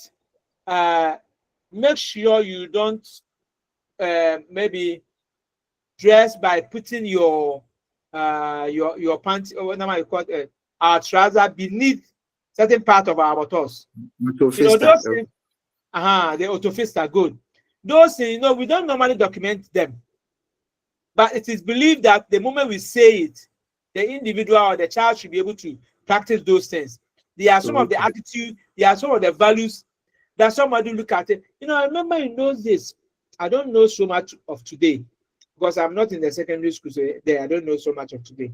Somebody looks at you, say, hey, school ben off you buy. I say, no wonder. Then somebody looks at you, say, whose school are you? You say, I'm at school A. School A, pan or address is say. You see the way it is. So these are the attitude things we are. So, but when you are teaching them, because all these things, the moral thing, the covert or the hidden ones, we teach them in school. But we are saying that the school as an institution has not documented as part of the rules. Okay. Not that we don't want to prepare your lesson notes, you haven't documented it. No. But the school has not, though you have taught them in the class that when you meet an elder, going to maybe going somewhere with the luggage, what are you supposed to do? You're supposed to help the elder to do that. When you meet an elderly woman who is maybe carrying a bag, or maybe who is going to buy something, help that elderly woman by buying the thing for him or for her. We normally teach them that. But in the normal lesson, it's part of our values. The school will not document them, but we keep on teaching them. Because in your home, you teach your children, don't do this, don't do that, don't do that, don't do this. You teach them. When you are talking, don't insult. When somebody beats you, come and report. When your brother beats you, come and report. Don't beat him back. Those things are there. These are the hidden ones we are talking about. It doesn't mean that we don't talk about them. We talk about them, but not necessarily, documenting them. That A, B, C, you have to follow them. And that's what we are saying. So, okay, thank you, sir. You're welcome, my brother. Now, elements of curriculum. I think that is what we have there. We have the purpose, the goal, or the objective. They are all one. Then the methodology that we use, the content that we teach, and then how do we see that something has been done? How do you see that learning has been done? It's through performance or evaluation or through measurement. So we have 4 arms. We have the purpose, the goal, or the objectives. And then how do you disseminate this? You disseminate this through the content you are going to teach, through the subject to be studied. And then how are they going to get it? They'll be able to get it through the methodology. And then when they get it is through the methodology that you are going to disseminate the content. And then after disseminating the content, it is through performance or evaluation tasks or measurement that you'll be able to know that the thing that you want to achieve has been achieved. So without the purpose, you won't know what to teach, the content. And when you have the content, and then you don't also have the method of delivering or maybe sending the content to the students, there's no achievement. And then when you have the purpose, you have the content, you have also been able to, disseminate the information through the various methods. How do you know that learning are taking place? It's through evaluation and performance. So that's about the elements of the curriculum. So that is what we have here. The purpose is based on the social aspiration of the society. And then outline the goals and the aims. When you get that one, then you talk about the goals. The goals are many, but basically we have three. We have psychomotor, we have cognitive, we have affective. All these things we have been reading them. Then the subject content. That's the content I said. When you have the purpose, then you should be able to have it in the content form, the subject matter, what you are going to give to them. That's the subject matter. When you get how you're going to give to them, or what you are going to give to them, the how, the methodology that you are going to use in transforming that information to them is very, very important. And when you give them information to them, how do you know learning has taken place? It is through evaluation and measurement that you'll be able to know that something has taken place. And that is what we normally talk about as element of the curriculum. Good.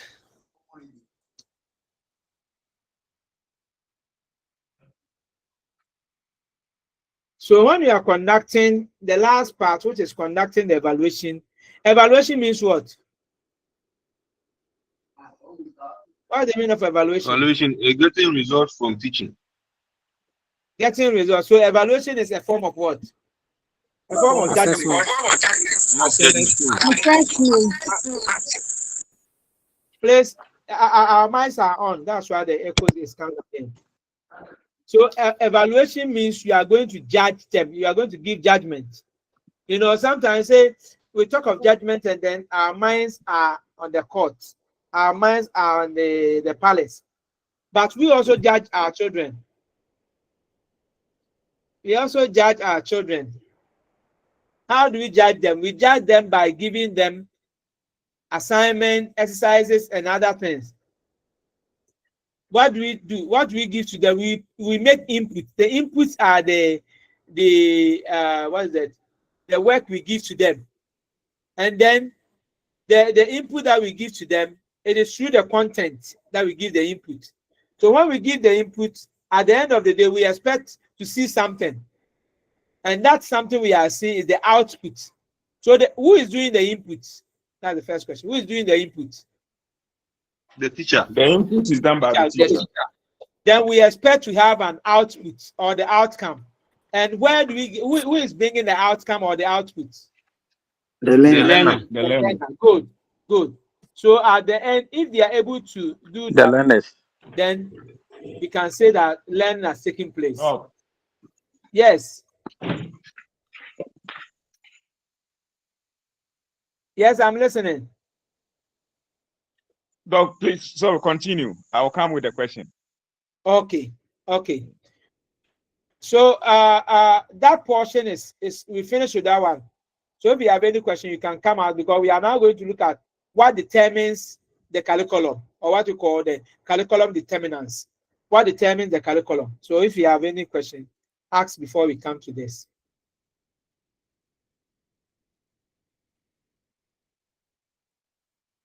Okay, sir, please, I have a question. Yes. Talking about the two types of curriculum. Talking about the OVET and then the COVET. I think with regard to the COVET, you said or I heard that the COVET one is not actually written. Yeah, not actually documented. So we had a lot of discussion. Okay. I want to ask that we usually hear that sporting activities. Yes, excuse me. We usually hear that sporting activities, cultural activities, and other stuff are known as co-curricular activities. Now, when we look through our curriculum, sporting activities or cultural activities are not actually written. So, which type of curriculum, or where do we categorize the sporting and the cultural activities and then those other activities that we do as co-curricular. Thank you so much. Do we describe it as covert or overt? Okay. Now let's talk about this the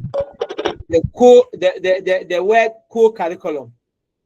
In those days we were calling it extra curriculum. You know, the co-curriculum is that, you know, the main curriculum ones are those that are in the form of subjects. The main curriculum, they are in the form of subjects. That this is the subject that we are teaching. So all the subjects that are taking place in the school are considered main curriculum.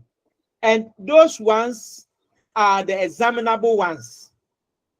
Those ones, take note of, those ones are examinable. And it is based on those ones that one is promoted. When you take that of the co-curriculum, the co means that they are helping, they are those things that are, even though they are not the main, but they are also essential. They are also helping to develop the individual. They are also helping to train the individual to be a wholesome individual. For instance, if someone is able to somebody is able to get, let's say, A throughout and get a first class, and that person is not able to socialize with friends, that person doesn't even know how to speak in public, that person doesn't even respect the environment, he can eat and throw everything away, though he has a first class. You see, everybody looks at that person, the way the person is, we were thinking that he's so wise, not that he doesn't have any sense.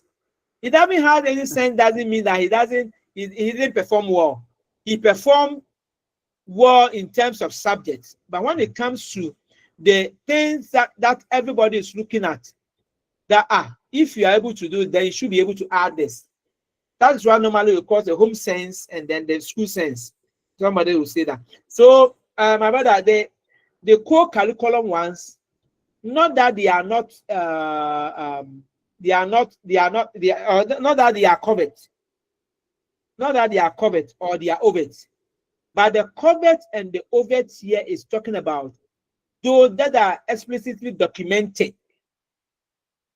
like the subjects one. The subjects are the overt that are explicitly documented, that you study it, you are graded, and use those ones for further studies. But that of the co-curriculum ones, not necessarily documented, but they are being controlled by the school. They are being controlled by the school. Now, coming back to the overt and the, so that's the difference between the co-curriculum and the main curriculum. But the covert and the overt ones are those that we can say that when you come to, maybe when we have mathematics, this and that is what is supposed to be done. When we have this topic, this and that is what's supposed to be done. Then when you come to school, this is the uniform that you wear. So if you don't wear that uniform, the school has the right to sack you, to ask you to go home. Those things are all written down. The school will say that do not bully, do not do this, do not do that. When you come, do that, respect this, respect. Those ones are all part of those that have been documented. But there are some that, though they are part of the school rules, but they are not documented. For instance, how somebody should speak in public. If you are calling somebody from afar, we expect that either you clap your hand or you just make a little noise. Hello. You do that. Hi. Then the person will turn. But we don't expect to, hey, come. Those things are not, something that we. So those ones, though they are not, they are attitudes. They are attitudes. Somebody, does something and you hear a student say, with all due respect, say, those things, they are moral. These are the things that comes out of our mouth. And we don't expect a student to be saying this, or maybe an individual to be saying this. Even if you are insulting somebody, you don't bring in the person's mother's issue that your mother is like that. Sometimes you even use the somebody will say the private part of things to insult someone. Those ones are the morals. They are moral and they are not documented. Somebody does it and the school can beat, a teacher will beat you. Meanwhile, it is not documented. So those that are not documented are the covert ones. But as to whether they are co-curriculum or what's it, the main curriculum, they don't come in there. So you have to understand the truth. The main curriculum are those that the school takes responsibility. For instance, those that are examinable. Those that are not examinable, like the sports, like the cultural, like the worship, and those things, they are the co-curriculum. They are not examinable, but the school is still taking responsibility about them. And then the covert are those that are not written, but they are, expected to be done or to be shown by the students. They are not written, but the society gives preference to that. The society agrees to that. Those that are not good, the society frowns to them, though they are not written. They are the covert, but those that are written are the overt. I don't know whether I've made it clear here.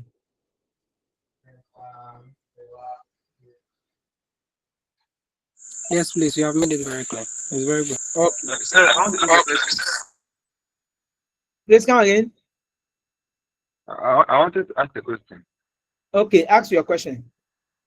Like in a kind of society, you're not supposed to use your left hand to greet someone. Is that one covert or overt? That one is covert. Covert. You know, Okay. use your Okay, right thank hand. you. They are not documented moral teachings. They are not documented, but the society approves it. The school takes control over it. That is why when somebody uses it, you are able to like, hey, come on, greet with right. So those things are covered. They are covered. But mainly those that are written, like the subjects that are studied, they come under the overt. And those that are not, the attitude, the morals, and the values and the practices are normally under covered or hidden. Good. So we look at curriculum determinants. This is where probably I wanted to end here because I'm very, very tired. I'm very, very, very, very tired. So let's, after this, I think you add me up and I'll put the complete document there. Then you go through them. Anytime wherever we reach, you note it. But coming back to our meeting time, is it okay for you for today? Yeah, Doc, it's okay. Yes, it's okay. Very good.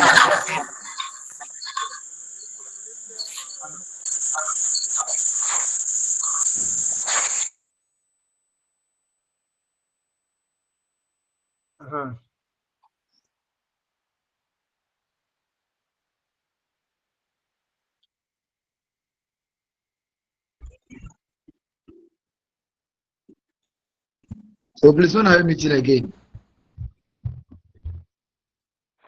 Once a week. That will be a week today. It's once a week. Once in a once yes, a week today. I thought because we didn't meet the other So, week. Doc, if I may ask, does it mean we are going to... Lines out the background, please. Doc, I wanted to find out whether we are going to meet a week today. Please come again. I said I wanted to know whether we are going to meet a week today, since it is once a week. Does it mean today's week that we are going to meet? Exactly. Very well. Exactly. That is this. The curriculum studies is on Wednesdays. Very well, sir. Curriculum studies is on Wednesday. But there is something that I wanted to see if we can do something about this. Okay. You know, this one it's clashing with another course. I try to let them know this, but it seems I was late. I didn't alert them well faster. I didn't alert them on time. When I finished, they have done it on the same UCC program. It has been done.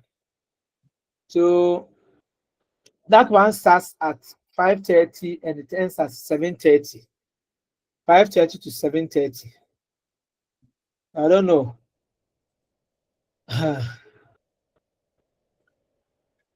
So you are in charge of that course as well.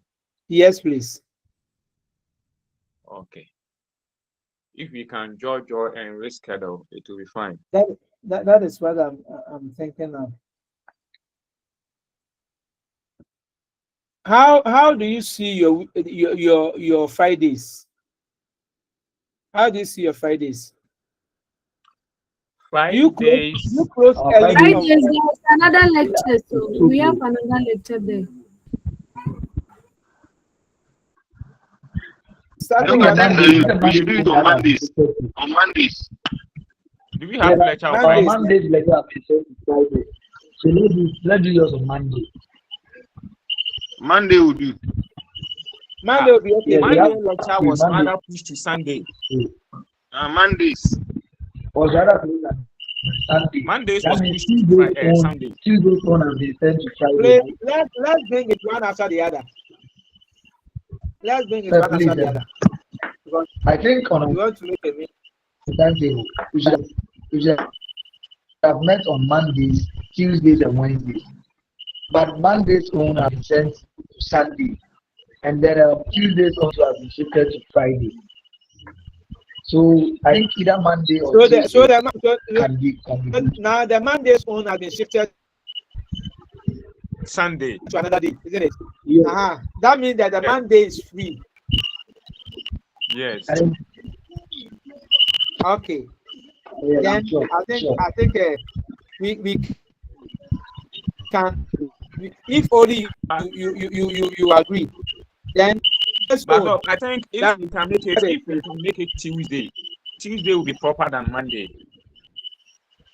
No, Tuesday. Now I have a. Let's maintain Monday. Let's maintain the Monday. Listen, the Tuesday for continuous students, your people, those the final years. I have a course with them, the final years. BCK in chemistry. Okay. It's on Tuesday. Chemistry is. So if it's Monday, that would have been better for me. I don't know how best to be for you too. But we need to agree so that let's agree. Monday. Will Monday be okay for all of them? Will Monday be okay for all of you? It depends on the time. Yes. Yes. It will be okay. Monday will be okay. It's good. Let's make it Monday. Someone was talking about it. I think others have something up to show that we are okay with the Monday. But somebody made mention of the time. Well, you can't take that state, or you want it to go forward. No, same time. If you can push forward a little bit. 4 is too much. I think same time is okay. So Monday. Wait, I'm hearing.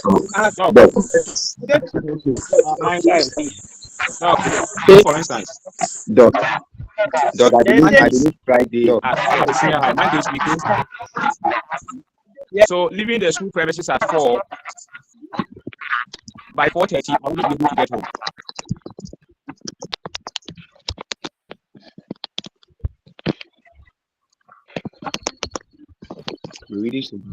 Please, if we are talking, if somebody is talking, you mute yourself because all the things I didn't hear anything because the mics were on. I heard of Doc, what I'm trying to say is that the Monday, personally, I am at the senior high, and we close at 4 where I teach. I close at 4. I will get home around 5. So if you are to schedule the lesson at 4, it will be disadvantage to me. Personally. Okay, what of strategy. Monday? But 5 God will willing. be cool for me. Saidu, what of Monday 5 o'clock? 5 will be cool. I'll be okay. Please, 5 I'll be what okay. of Monday 5 o'clock? 5 I'm okay, Yeah, dog. please, it's okay. It's okay. 5 o'clock on Monday is okay. Okay. So if that 5 is okay, just give a thumb up so that we'll be seeing those who are giving thumb up. Monday 5 o'clock.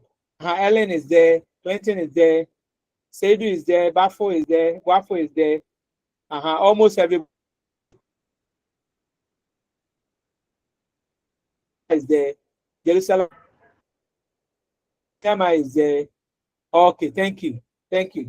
Then God willing, Monday 5 o'clock. Monday 5 o'clock. And somebody said I should.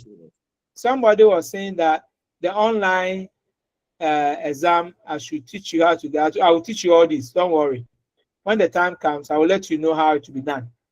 So you don't have any problem with that. Okay. And I want to also thank all of you for your time, for your patience, and for your involvement, especially in the discussions. Let's maintain it like that. At the end of the day, I'm expecting that all of you will make a meaningful performance and you'll be happy you made it. UCC is always the best for us. We are studying at the comfort of our electronically, though the number. Though electronically it's not all that okay for all of us, but we will do our best so that at the end of the day things should be okay. I'll also see our sister Deborah if the recorded versions can also be given so that will be put on your can also listen to that after the teaching. That's also another thing. I'll see her and they'll see how best this thing can do. So please the number. That notwithstanding, let me give my number out. The number. Okay. Let me give the number out. Are you ready for it? Yes, please. Or I should put it on the. Let me give it on the charts. Okay, 0244.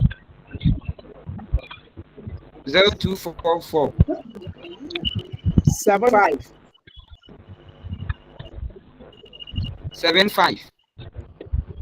46. 46. 05. 05. Kind of please. Okay. So please, there are informations on the notification. Okay, I will say for us.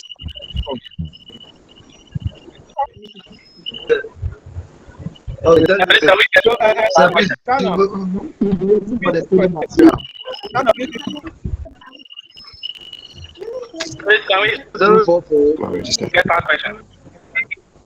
0244 75 4605.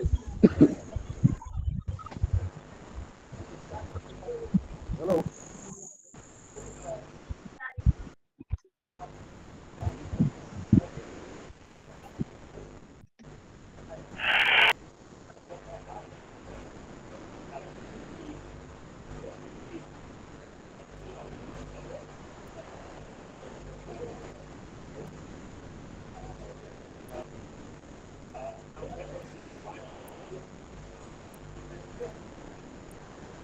Please, it is Please, in the message waiting column. for the study material, please. In the message column.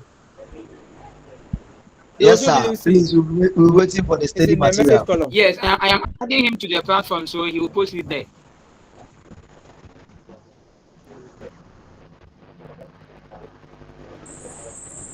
Please, my hands is up. It's in the message column that has been pinned. Have you seen it? Have you seen it? Have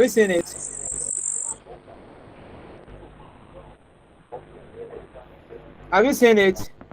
Yes, sir. Yes, please. Yes. Have you gotten Yes, please, my hands is up. the number? Fine. Yes, please. Yes, please. Yes, we have gotten the number, but my hands is up. I want to ask a question.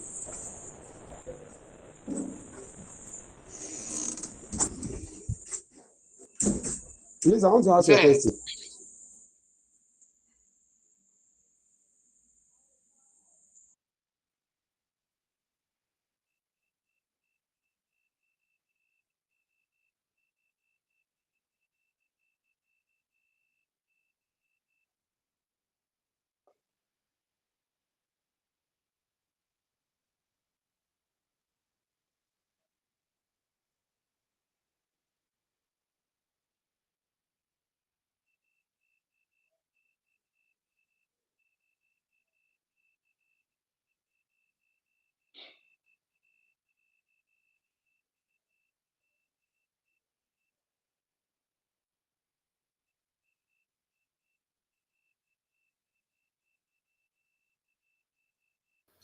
hello guys.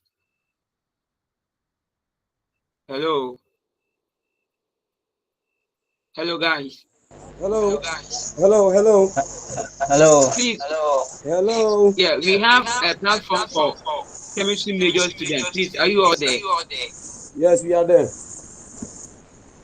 Okay, so I've added him, so you uh, post the right over there so that we can all get it. Okay. Is that platform for what? For A chemistry platform for major chemistry students. major.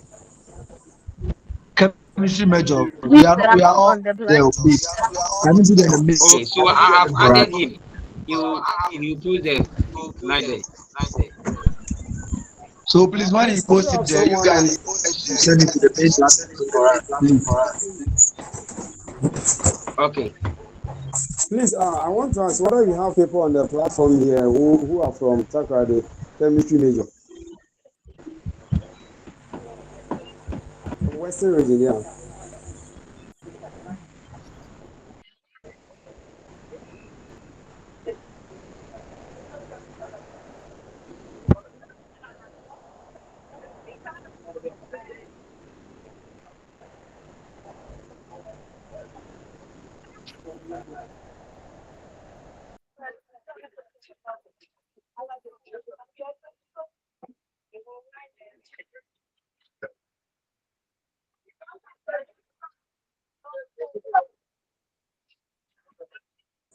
I want to know if you have some people on the platform who are from Holy Church.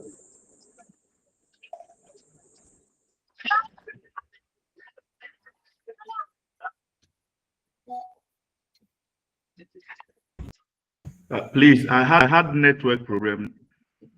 Was there any assignment given?